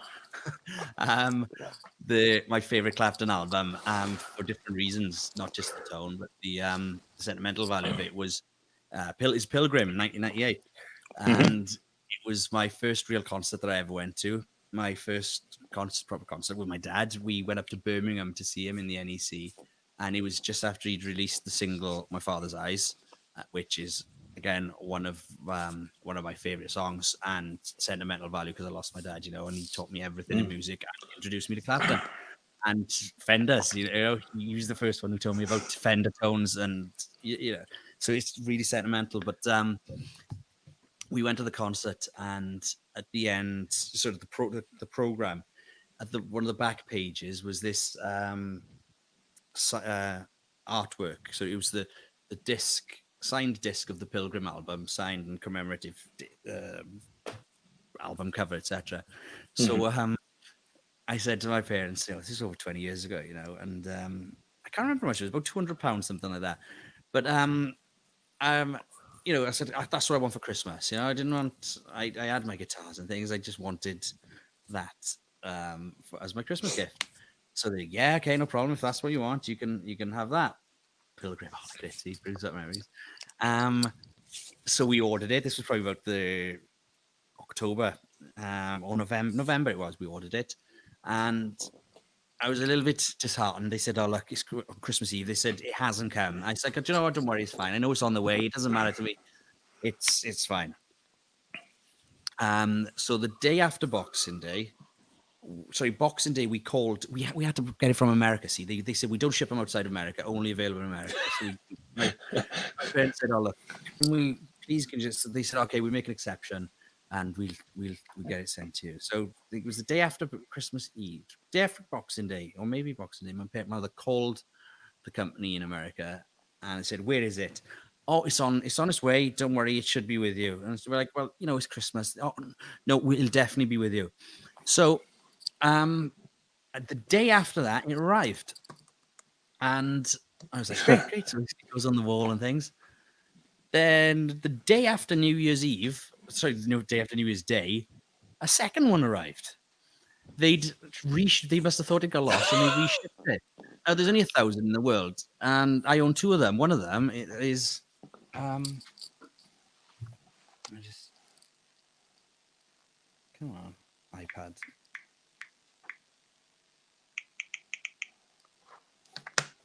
Fresh. He's saying, why is he blocked? Or he's not blocked. Not as far as we're concerned. Thrash, you're not blocked at all. I don't know why thrash metal and fun riffs is a blocked thing. It's not blocked, is it? That's one of the two I own there. Okay. Oh, that one up there. Oh, yeah, on the wall. Yeah. Yeah, that's one of them.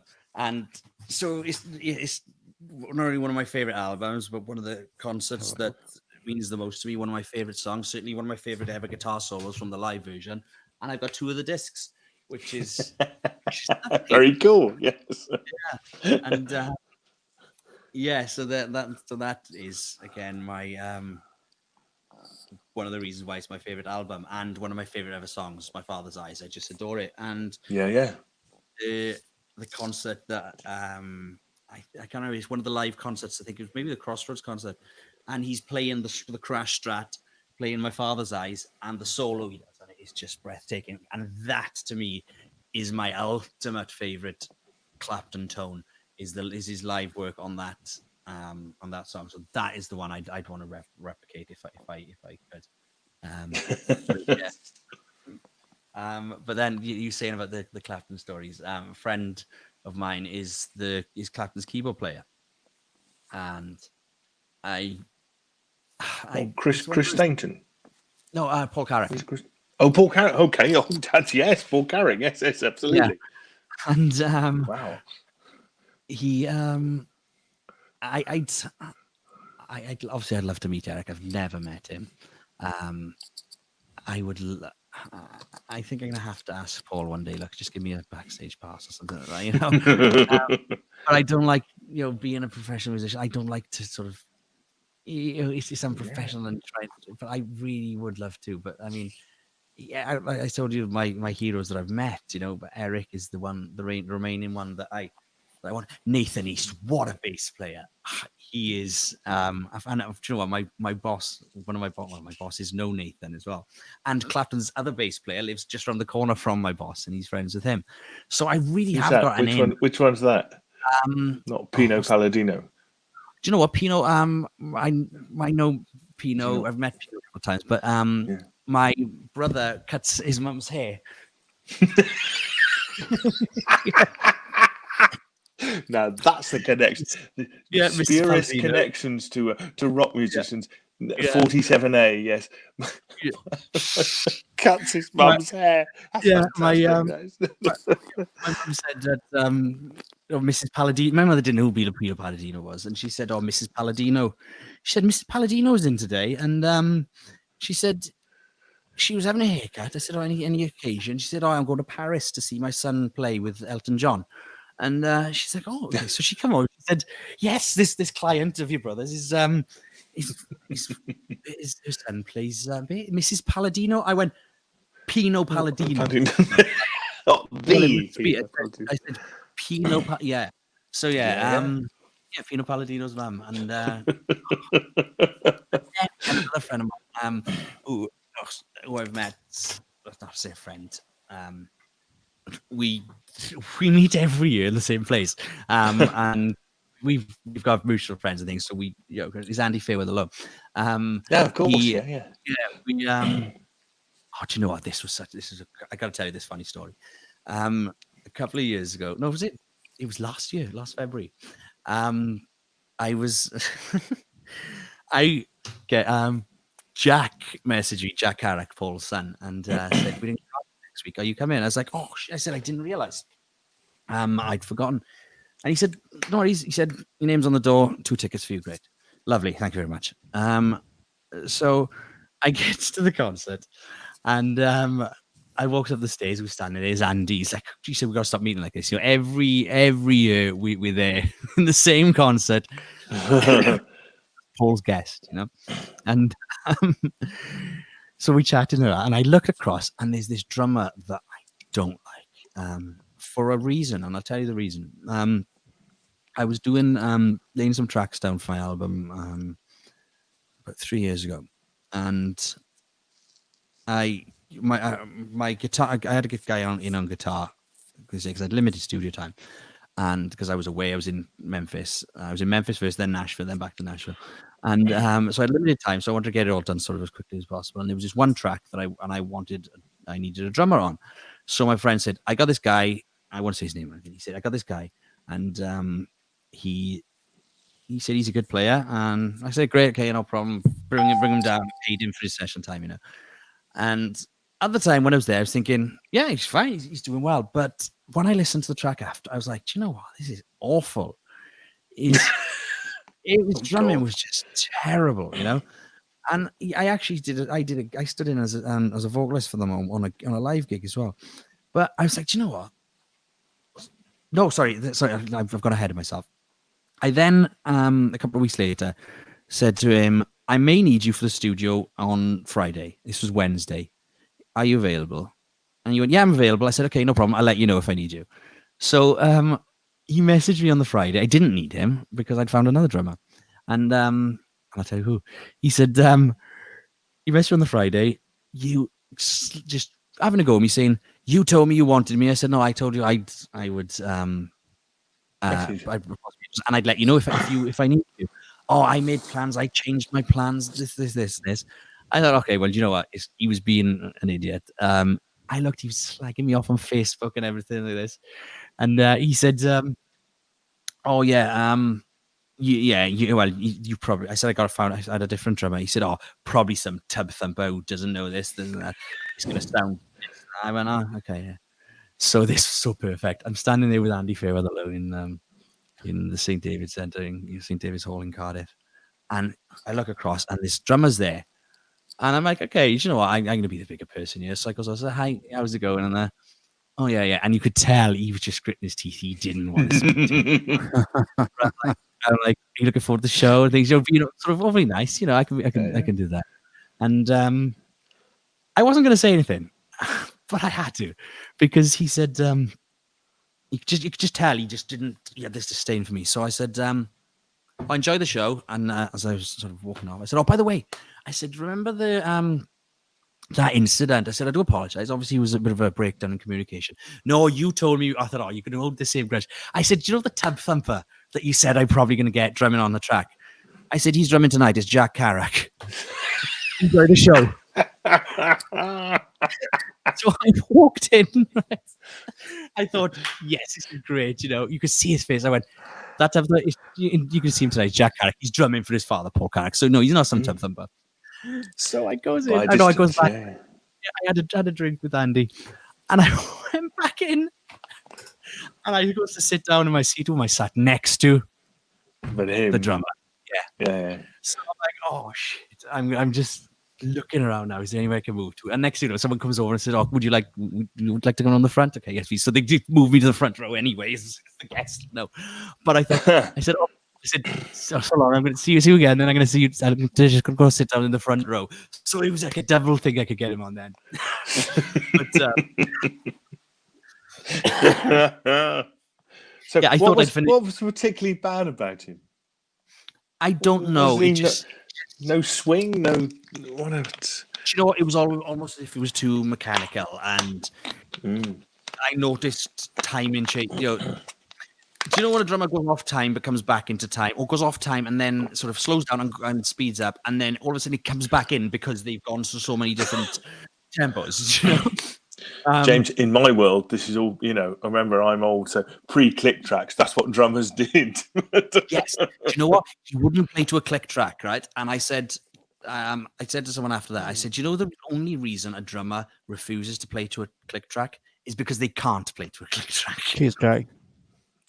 Good night, Jay. Thanks for dropping by, mate. That's really cool. But yeah, he refused to play to a click, and his timing was all off. The feel, it was just, you know, I could have gone and done that myself. I'm not a drummer myself. I do play a little bit, but I couldn't, you know, I wouldn't record anything for myself, you know, as sort of drummer. Yeah. But I could have done better myself, if I'm honest. Well, maybe not better, but I could have done an equally good part. But yeah, it was it was so poetic, you know. And being a guest of Paul Carrack as well, you could see him. He just hated me for it. Well, Paul Carrack is a legend. You know, he's been in so many bands. When you consider keyboard players, English keyboard players, and their role and their effect on music, blues music, rock and roll, but also British popular music.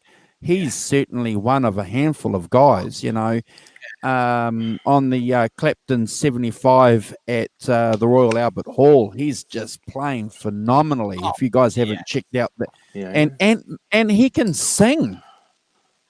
Oh, wow, he is just unbelievable. Great singer. One of the best shows I've been to, and it's just passion in his soul. Like, I've showed you some of the pictures of myself and Paul, and it's just so much energy in the show. And I was down down towards the front, obviously, when he sort of get up and sort of dance towards the end, and he strangled me once.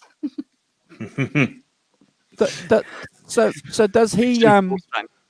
He doesn't mind hanging out with fans and talking about where he's come from and what he's done. So can you get him on the show? You know what? I can certainly try. I would absolutely. I would put that call in. And I'm not joking. Let me see if I can do that. Yeah. Well. I've got on. I was planning, but it'd probably be better suited to this. Another friend of mine, I was going to interview on my Twitch channel, is Terry Williams, a drummer from Dire Yes, Straits. Did he play in Rock Pile as well? Terry Williams. Yes, yeah. Terry, lovely guy, and I'm gonna get him on as well, and he's gonna sort of chat about his Dire Straits days, but Dire days, Dire Straits days, yeah. But you know what? There was a producer I worked with in Monmouth. Worked with him for years when I was recording my stuff and my band stuff, called John David, who fantastic bass player, and he was in, I can't remember what year it was. He was listed as one of the top 10 bass players in the world. Don't know his name at all. That's odd. John David. Do you remember Dave Edmunds' band? Oh yeah, absolutely. Yeah. Them. And he told me a story. This was the first time I met him. Actually, he was telling me about. He played piano and drums, and his father's sort of brass bands and things, and he saw this advert for a bass player, and he said, and I don't know why, he said, I used to dress like a highwayman in those days. I don't know, I could just picture it. And he said, I stood in this audition, and all I knew, he said, I just picked up the bass a few days before, or like a week before or something, and he said, I stood there, and he said, so Dave Edmunds said, okay, we're going to play this song, and he played the first note. He's like, okay, say it was C. So he's like, I'm feeling my way around to find the C. I'm like, okay, great.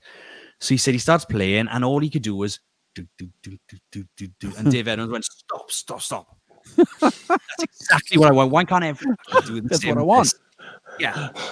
And he got the gig, and then he said, I had to learn to play bass then. But, and I love that story.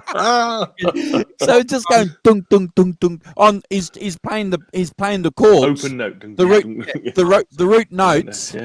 Yeah. Dave said, okay, so we're gonna take a year, and John's like, and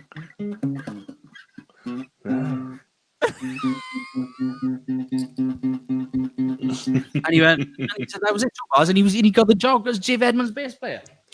Isn't that amazing? Yeah, and that opened up so much for John, because John, he's he was very successful as a writer as well. He was in the Airwaves. I don't know if you remember them. There was a song called New Day, which is an a cappella hymn, which was covered by 130 something different artists. It's like a hymn, but he wrote for Quo. He wrote for the biggest song financially. I remember this was about 10 years ago. I asked him this question. I said, what's your most successful song? And he said, well, cover wise was New Day, but he said financially was a song called She Means Nothing to Me by Cliff Richard and Phil Everly, because it was a single. Then it was on Phil Everly's album, Cliff's album, Phil Everly's greatest hits album, Cliff's greatest hits album, Cliff's this album, Cliff's that album. So that was 10 years ago, and it made it 795,000. So it's probably well over 1 million now for that one song. Well done him. And just going back, he was apparently I was just having a look while he was talking. He's a bass player and sang backing vocals on in Love Sculpture. Love Sculpture, Had a 68 top 10 hit Sabre Dance and Sabre Dance and I hear you knocking. I hear you knocking. Yes. Yeah. I've No, got Love Sabre- Sculpture. Love it. Yeah. Sabre Dance, which is a great song. There's a video if you want to check that out later on. I think it's Sabre Dance live in Madrid, and John's playing on that. And it's about I think it's 7 or 8, maybe 10 minutes. And for someone who was not a bass player, the energy it goes on and on and on and on, and he's like, I just want it to stop. But I'm sure Terry played drums well. But only so that's how I digress to him anyway. I sometimes go off on a tangent. But John David told me Terry was the best drummer he'd ever worked with when he was sober. So it was a problem. It was a real problem for Terry. And the first time I met Terry, actually, he said to me, "If you ever make it in music, make sure you get royalties rather than settlements," because he as a young kid, you're tempted to do that in you. And he's broke. He could have been having a good living off that Brothers and Albums album. Wow. Yeah, sadly. Yeah. Wow. Absolutely. Yeah. Well, that's the thing, isn't it? Yes, you always take the royalties or it's like same with film acting, isn't it? You always take a percentage because that's the if it takes off even a bit, you get a regular income and for years to come kind of thing rather than a one-off payment. Yeah. Although is it talking one-off payment?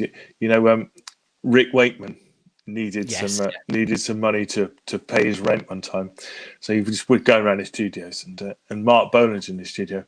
He's recording Get It On, right? Yes, so Rick Wakeman is on Get It On, but he's only on it. He only does this on the piano. He does that on down the piano, right? That's all he does on the whole record. And it's like, he said, and the producer for the I think it's Tony Visconti. Well, do you want 13 quid or not? He goes, yeah, we'll just go and do that. So that's all he did on that record. Got his rent paid for the week. But that at the beginning, that is brilliant. That's brilliant. All he did on that record is that. That's crazy. Do you know, when I write in Nashville, is a thing they call it Nashville rules. Like sometimes you be in a room with 5 or 6 people in Nashville writing, and say you've got this idea of a song. There could be someone in the room who suggests a title or adds one word, changes one word. Someone who doesn't contribute, but they like being in the room, and it's all equal split. Which I can write 99% of the song, and someone gives one word, equal split. That's Nashville rules. But I mean, this Badfinger is the tragic one that Pete Ham and Dave Best. Their manager screwed them. Now, my dad used to hang with those back in the 60s. And 60s, 70s. Good Welsh band. Do you know what? The most underrated, one of the most underrated bands there's been for me. I think they're an unbelievable band. And it was so humbling as well to see. I absolutely adored Breaking Bad, the series. And yes. I watched it, I think it's 8 times through now. Paddy's been a fan, yes, absolutely. Yeah. The final scene of all of anything in Breaking Bad when Walt's dead on the floor and the camera's panning up. The song is "Baby Blue" by Breaking Bad, a little Welsh band from 10 miles down the road. You know, but it's such a sad story. But the music industry's vicious, absolutely vicious. Isn't it amazing that guy Ham? A brilliant guitar player, great songwriter, just couldn't see anything. Ripped off by the manager, tops himself. What a tragedy. That's it. Yeah, I mean, how many? Who killed himself first? Was it Pete or? No. Pete Ham killed himself first, and then in '75, I think, and Tom Evans killed himself in '83. Tom Evans. Why was it? Yeah. And then, do you know what? After that, then when it all sort of came out, and they said, yeah, okay, your husbands were owed this money and this and that. The two wives went to court saying one husband wrote more than the other. It was, God. I mean, come on. Yeah. Of course, So, their biggest song, Without You, the Nielsen hit. yeah, I mean, which is a fantastic song, isn't it? Oh, Nielsen. their version is just unbelievable. Smoking. I just love it. And you know what? The Beatles have got a lot to answer for as well as that, because the Beatles let them down a merry dance as well. And well, that's right. They signed them to Apple, and I think Apple. Look, mate. To be fair to the Beatles, we got to remember we got to look at it, objectively. The Beatles were pretty screwed up themselves then. John Lennon was pretty screwed up. They were fighting amongst themselves. They had Alan Klein being involved, and then you had Paul McCartney wanting to be, to go with the Eastman family's lawyers. Then you had George Harrison, who at least, God bless him, felt something there. So he took them under his wing, didn't he, for a little while, trying to at least pay them something back. But who was the manager that ripped them off? Who's claiming the royalties now? Does anyone know? I'm not familiar with that part of their story. I'd be upset if the manager's still scamming them. Yeah, I think it all sort of came out in the wash, and the royalties were then, after the deaths, sadly, paid to the wives and the families. Yeah, it's Who signed them, James, initially to Apple? Who was it? George? Was it George that signed them? I'm not 100% sure. I can't remember because I've read the story. I think it's called, long time ago. Yeah, it's called No Matter What, the Breaking Bad story. Yeah. I can't remember where I saw it. It was. I think it was George. I think George signed them initially, and then that's when the rest of the band decided that they didn't want to be involved in Apple. I think. Yeah. Looks like, I'm just having a look here. Apparently, Mal Evans and Peter Asher saw the Ivies, as they were then, perform at the Marquee, and Evans subsequently pushed their demo tapes to every Beatle until he gained approval from all four to sign the group. Okay. So they were still called the Ivies when they started, and they thought it was a bit twee, so they changed their name to Badfinger, which is a great name. Yeah. Okay, so all four of them. Okay, that's cool. Stan Polly was seen to be the manager from 1970. New York businessman Stan Polly. I don't know whether he's, but the mind you, in 1970 managers. I mean, we all know, isn't it, Alan Klein. Oh yeah. Of course. The great thing about Alan Klein is that John Lennon's rock and roll record was just to pay off Alan Klein. That's correct. Really? Basically, yeah. He only made it to pay off Alan Klein because he owed him an album. So, yep. Just that's what. Yeah, amazing the number of albums that are contractual obligation albums, kind of thing. People release live albums to get out of contracts, all sorts of stuff. Finish it off. Yeah. That's your homework, James. You come back to us with the inside information on what the Beatles did to Badfinger. Yeah, I'm gonna find that out. We should run an expose like Chris Hansen. I'm Chris Hansen. Because if they do have something to answer for, we can talk about it. But I'm not fully aware of the details. But being a Beatles fan to a degree, we all know what was happening with Apple towards the end, and they weren't talking to each other, and it was just a head fuck, wasn't it, for all of them? Oh, absolutely, yeah. And because I remember reading all about that thing. I'm gonna look and get back to you and tell you the full story about that. Because this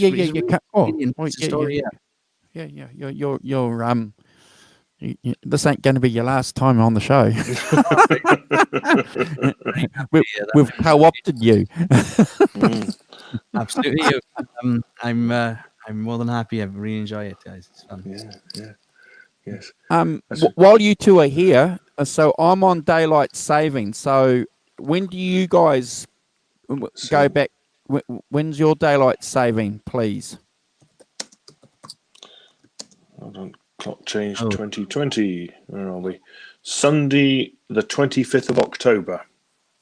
So that's about another 4 weeks away, Simon. 3 yes, weeks yeah. away. Yeah, Cool. we've got 4 weeks. Yeah. And then we'll go back to that hour different. Okay, that's cool. Awesome. Yeah. Are you starving, Andrew? I'm just looking at the time. We've been live for 2 hours, and it's 8:37 here, guys, and I've got to do a few things. Yeah, so but yeah, you know, I'm just thinking what we need to do for James. Simon and I are going to be doing a show next week, hopefully with a guy called Brad. Okay. Yep. Yes. So hopefully he's kind of indicated that he's going to join us, and the week after that, if all goes well, we're going to be doing another show with another friend of ours called Steve Anderson. Yeah. And so in the week after that, if you're free, because we're friends, if you want to come on and continue and then tell us about what's happened with the Beatles and Badfinger. You could tell us some more about recording and stuff in Nashville, I think. Oh yeah, definitely. Yeah. Just to say to Sonia and Deja Voodoo there. Yeah. Nashville, if you like music, it is just I was in awe the second I arrived there. It was you see the best standard of musicians you will ever see in just playing in a bar. The Doctors are fantastic, like session players and things out there. The mailman is like an amazing. Everyone's a musician, aren't they? Yes. It is just insane, and you will adore it. Yeah, absolutely. I'm glad you said that, because earlier, if you go and watch some of the videos that the channel first put up, there's a guy called Carl who spent 12 years, a good friend of mine. He spent 12 years in the States. Yes. And he went over there himself to sort of break into the music business. And he went to Texas and hung out with these blues guys. And then he went to Nashville, like you said, and he just was in awe. He said, Andrew, he thought, you know, and Carl's a pretty good guitar player, but he said in America, in Texas, in Nashville, there's a line of guys who are great. Yeah. And not one or two guys, there's a line of them going around the block. Exactly. I remember saying to my friends, I write country, you know, and I want to be a country writer, and I'm starting to, you know, make waves. But I said, for me to be a country writer in the UK, there's not enough. It's just not going to happen. You know, you're a big fish in a small pond, so to speak, or you just don't have the opportunity. So you go to Nashville, and there is every opportunity in the world. But for every one of you, there's 100,000 of you, 10,000 of you. You know, it is so cutthroat. And the reason I got my way in with writing was because I met Craig Morgan, and I was invited to write with him, and that's the only way I got my in. You've always got to find an in, and it's cutthroat, but it's the place to be. It's a beautiful place. Hey, so you're going to come on in 2 weeks' time. I'm just thinking out aloud here, because there's a couple of things that we'd like to do to get the channel moving ahead. I'm thinking that I might go and maybe investigate the idea of doing 2 shows a week. I don't want to overcommit myself, and obviously, you know, anybody else. But there's we'll keep that option available But yeah, so if all goes well, we should have someone here, Simon, with us next week. Cool. A friend of mine from social media, an Australian blues guy. If you guys haven't checked him out, please check him out. And then the week after that, if all goes well, we should have Steve Anderson. So come on and spend a couple of hours with us. And in a couple of weeks, James, will you come back, please? And hopefully my cough will be better then. If he's still alive, yes. That's all right. But yeah, no, thank you guys. It's a pleasure to be on again. And That's fantastic. Yeah. just a second. Yeah, the Ryman. I recorded a track in the Ryman a couple of years ago. And, yeah, it's the original Opry. Sorry, that's another story. Yeah. But yeah, honestly, guys, yeah, I really Next enjoyed time. it. But, 2 hours just seem to go by. Yeah. So. Yeah. Quite easily. Well, please do make sure that you come back and talk about that, because it's no surprise to people here in the chat and my co-host. I'm a bluegrass fan, love country music, love it. So love it because of the authenticity behind it. It's real music, so that's, I suppose, one of the motivating factors that keeps me interested in the fact that you've been there and you've got some country some country stories. Yeah, tell us about it. Oh, absolutely. I got Memphis stories. I got Nashville stories. Next time. Stay tuned. But yeah, with the Twitch thing as well, I'll host you on my channel as well, so we bring in sort of my viewers as well, and we can do some raids and things like that, and get you along. Get with that. Cool. Yeah. Well, look, it's all about and if you guys in our chat haven't subscribed to James's Twitch's channel, do you want to throw your link up in the chat? And if you guys haven't hooked up or opened up a Twitch account, you need to get one opened, because that's the place. That's where it's all cooking. That's where we're going to probably end up. An interesting thing as well. Twitch is Amazon. Twitch is owned by Amazon. What most people don't know is, which is a waste every month, is that as an Amazon Prime member, which I know a lot of people are, you get free sub to a Twitch channel of your choice per month. So you could go on. I could sub to your channel, and it's subs are $5 per month. So if a follow is a sub, that's on right. There, yeah, you get 50. You get money, don't you? % of your subs, yeah. But as an Amazon Prime user, you get to use it free. So you could sub to your own channel, you can sub to anything, and you get $2.50 per month. But yeah, give it away. Tell me what you are, Andrew. I've got an Amazon Prime account. I'll sub you a couple of get some more money. There you go. It's strange the people don't realize they've got it. So what's his name? Bezos is cashing in probably, I don't know, a couple $100,000 a week from that, by people not knowing that they've got £5 to spend, basically. A couple of 100,000. So just repeat that again, please, James, for myself and again for the viewers, what you've just said. So as an Amazon Prime member, Yep.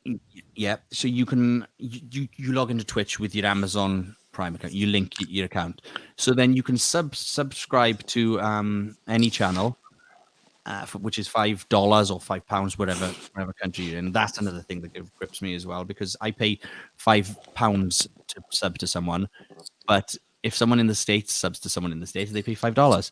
So I'm getting the raw end of the deal there. And if they sub to me, they paid $5. And I pay £5 to sub to them. But, and the exchange rate is not good Prime. For you, is it? Yeah, exactly. You get to use your Prime membership, which your Prime sub, which will go to the Twitch user. Twitch tip. So like if for example now I follow your channel, but so we're gonna make you affiliate this week anyway. I'm gonna get you to affiliate then. Okay. I've got all my friends. Majority of them are music. So we'll plug your channel. We'll get you affiliate, and then you can subscribe. I can subscribe to you, or anyone can subscribe to you. Sign in with your Amazon account. Click subscribe. Click your Amazon Prime, or they call it Prime Gaming now. Okay. Click to that, and you subscribe to the channel. And you get the rewards, and you get sort of emotes and things like that. But I'll get all that sorted out. I'm a bit of a whiz on the old Twitch, so I can have you all through that. Basically. No, we appreciate any advice. Cool. So I'll talk to you in a couple of days anyway, if that's okay, James. I'll give you So you're not working, so you're available pretty much 24/7, are you? I am indeed. Yeah. I because of most of my friends, across the ponds. Like I've got another guy in New Zealand. I think he's just finished actually. He was on streaming. I sort of I'm up playing games or watching music or chatting and things. Guys, I'll be back in a sec. I sleep in the day mainly, so I'm free anytime really. Okay. I- Oh, well. We might jump on then and do a show on Saturday. Then we'll see what happens. Yeah, and spend a bit of time hanging out. Yeah, and you can tell everyone a little bit about your Nashville skyline stories. Yeah, not a problem at all. But no, I appreciate all the advice. And if you guys didn't catch what I said earlier, we're going to be doing a marathon, Layla and Other Assorted Love Songs show in November. So do some homework. James and I and Simon are going to go through the album song by song, and we're going to pick each song and decide whether or not we're going to keep it or flick it. And probably what we'll do, James, when we talk about albums from now on, we might do that theme. So we didn't get to talk about Pilgrim. So yeah. So maybe we should go through Pilgrim on the next show too, and just go through and pick the songs that you think that are. Is there a song that you think, before we go, is there a song or a couple of songs on Pilgrim you want to shout out to us that we should be checking out? Because I'm not familiar with that album, even though I've listened to it a couple of times since you've mentioned it. But it's not an album I'm completely familiar with. Yeah, there's My Father's Eyes, which is just like one of my top. The one. Yeah, it could be number one. New York Minute is one of them by the Eagles. My Father's Eyes is. Do you know what? I think My Father's Eyes has overtaken New York Minute. I've sort of fallen out of love with it, even though I got it tattooed on my arm. I think My Father's Eyes left a good on there. Show us your tattoo.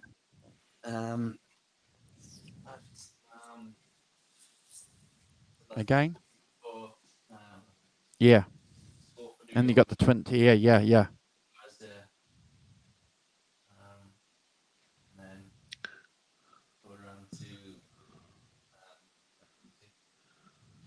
Wow.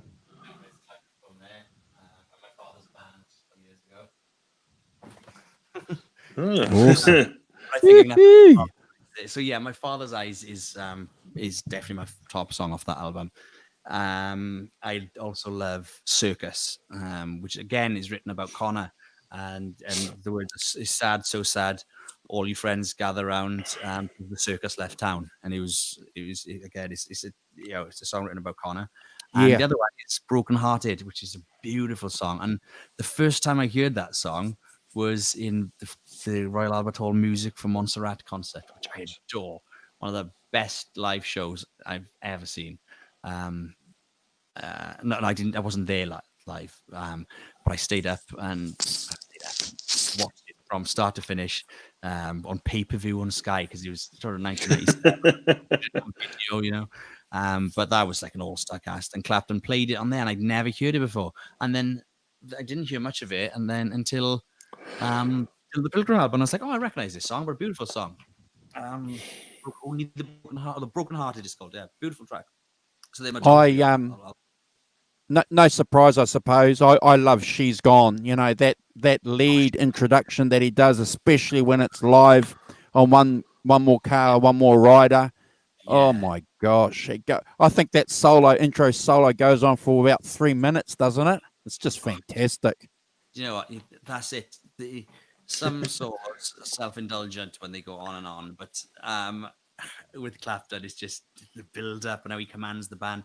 Like the intro for of 24 Nights, the intro for Wonderful Tonight. I prefer the intro to that song more than I actually like the song. I love the song, but that intro, I'm with you. In fact, that's the only version of that song I like. Yeah, exactly. I wouldn't, if I was going to put it on now, I'd look for the live version. Yep. I'm not okay. One of them, it was a great song, it's an iconic song, but having heard the live version, you can't go back. Yeah. No argument. I think that's one of the great things about a musician like Clapton. You've got the studio album. You got to remember when Simon, when EC was here with the girl on the back. When that came out. Great record. People were just raving about that album because it was live. It was, people wanted live albums, Simon. Yes, absolutely. Yes. When did that album come out? 75 or something? And something like that. Yeah. 75. Yeah. EC was there. 75. Oh, and again, there was a song on that concert as well. I just want to remember on the Music from Montserrat concert, which is you can get it on YouTube. Fantastic. And he plays a gold leaf Strat, and it's Same Old Blues. Yep. And the guitar tone in that, I'm like, whoa! That was one of the things that sold me again on Clapton. Every version of Same Old Blues I've heard him play is fantastic. Oh, yeah. Because what he does is he turns that gain down and he gets that classic. This is one of the great things, Simon and James, that I love about a Stratocaster. You can just turn the volume down a bit and you're going to get that nice Stratocaster sound. You don't need to do much to it. And then when you want to get a bit of gain, because you've already got your amp cranked, you just turn it up. Yeah. And because we were all Strat players, we know exactly, Yeah. And there's on that song, it's almost like he's the only way I could describe it is it's like slap bass on the guitar, but not slapping. It's that I don't know how to describe it. I think you. That's really cool, Warren. Yeah. Just the way it's like a percussive sound on it and on that tone, and only he can do that. Actually, I remember I did a sound test on Twitch. I think it's on my channel. Actually, I can send you the link. And I nearly got that sound. I was trying it out, and I'll have to look. Well, it's interesting that you should say that, Warren. A British blues songbook would be something you would invest in, because Simon and I are planning a series of shows called The Beginner's Guide to British Electric Blues. Yeah. So you're all going to contribute to it. Every single one of you are going to contribute to it, because the organic fans are going to do it. We're going to do it. We're going to do The Beginner's Guide to British Blues, and we'll leave it here on YouTube. Yeah, that'd be cool. Yeah. Actually, I can play you just a quick snippet of that. Please do. Of that sound test that I did.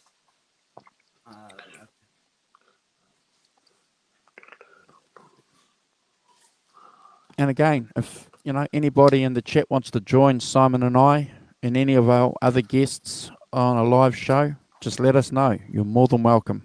We'll make room for you. Yeah. Sonia was going to come on, wasn't she? Sonia, you need to come on. Yeah, we could do a beginner's guide to advanced. Yeah. There you go. 5 months. Misreading your thing deliberately. Sorry, James, go on. 5 months ago, so I can't remember how it actually sounded, but I remember being quite happy with it at the time. So 5 months later. Oh wow. Yeah, I haven't got the camera on. Buffering.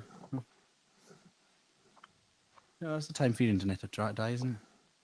Of course.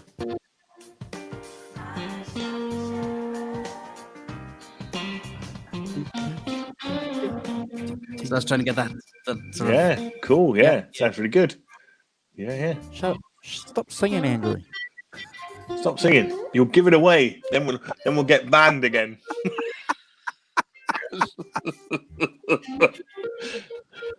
James, a few weeks ago, Andrew played about a 10-second snippet of a Fleetwood Mac song, and then we got barred. Banhammered by the Mac. Oh, that's beautiful. Yeah. And I think that was through the Black Strat. I think that one. Mm. Oh yeah. Yeah, If anyone yeah. needs Twitch tutorials, honestly, hit me up on my channel. I can help you up there. Are you going to put a link to your channel in the chat now? I did put it up. I'm Did not you sure if do that? I'm not sure if Yeah. you showed the link. Did it show? Oh, Yeah. did you? Is he? Can you do it again? Is he a mod, Yeah, Andrew? He'll only be able to do it if he's a mod, I think. so- Yeah, us too, Warren. It was quite funny though. We should have realised that Fleetwood Mac are one of those great blockers, and Andrew got Andrew got hate mail from them, having the temerity to. I don't know. Did that show up then? The link. Um, Hold on, buddy. Hold on. Hey, Not it's yet. just twitch.tv/James Abram Music. Hold on.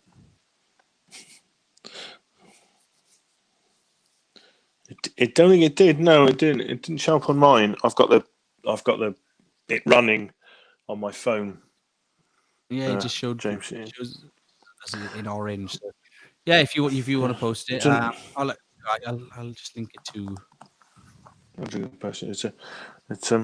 I think that if you can't post things unless you're a mod. Yeah. Oh, okay. private All right.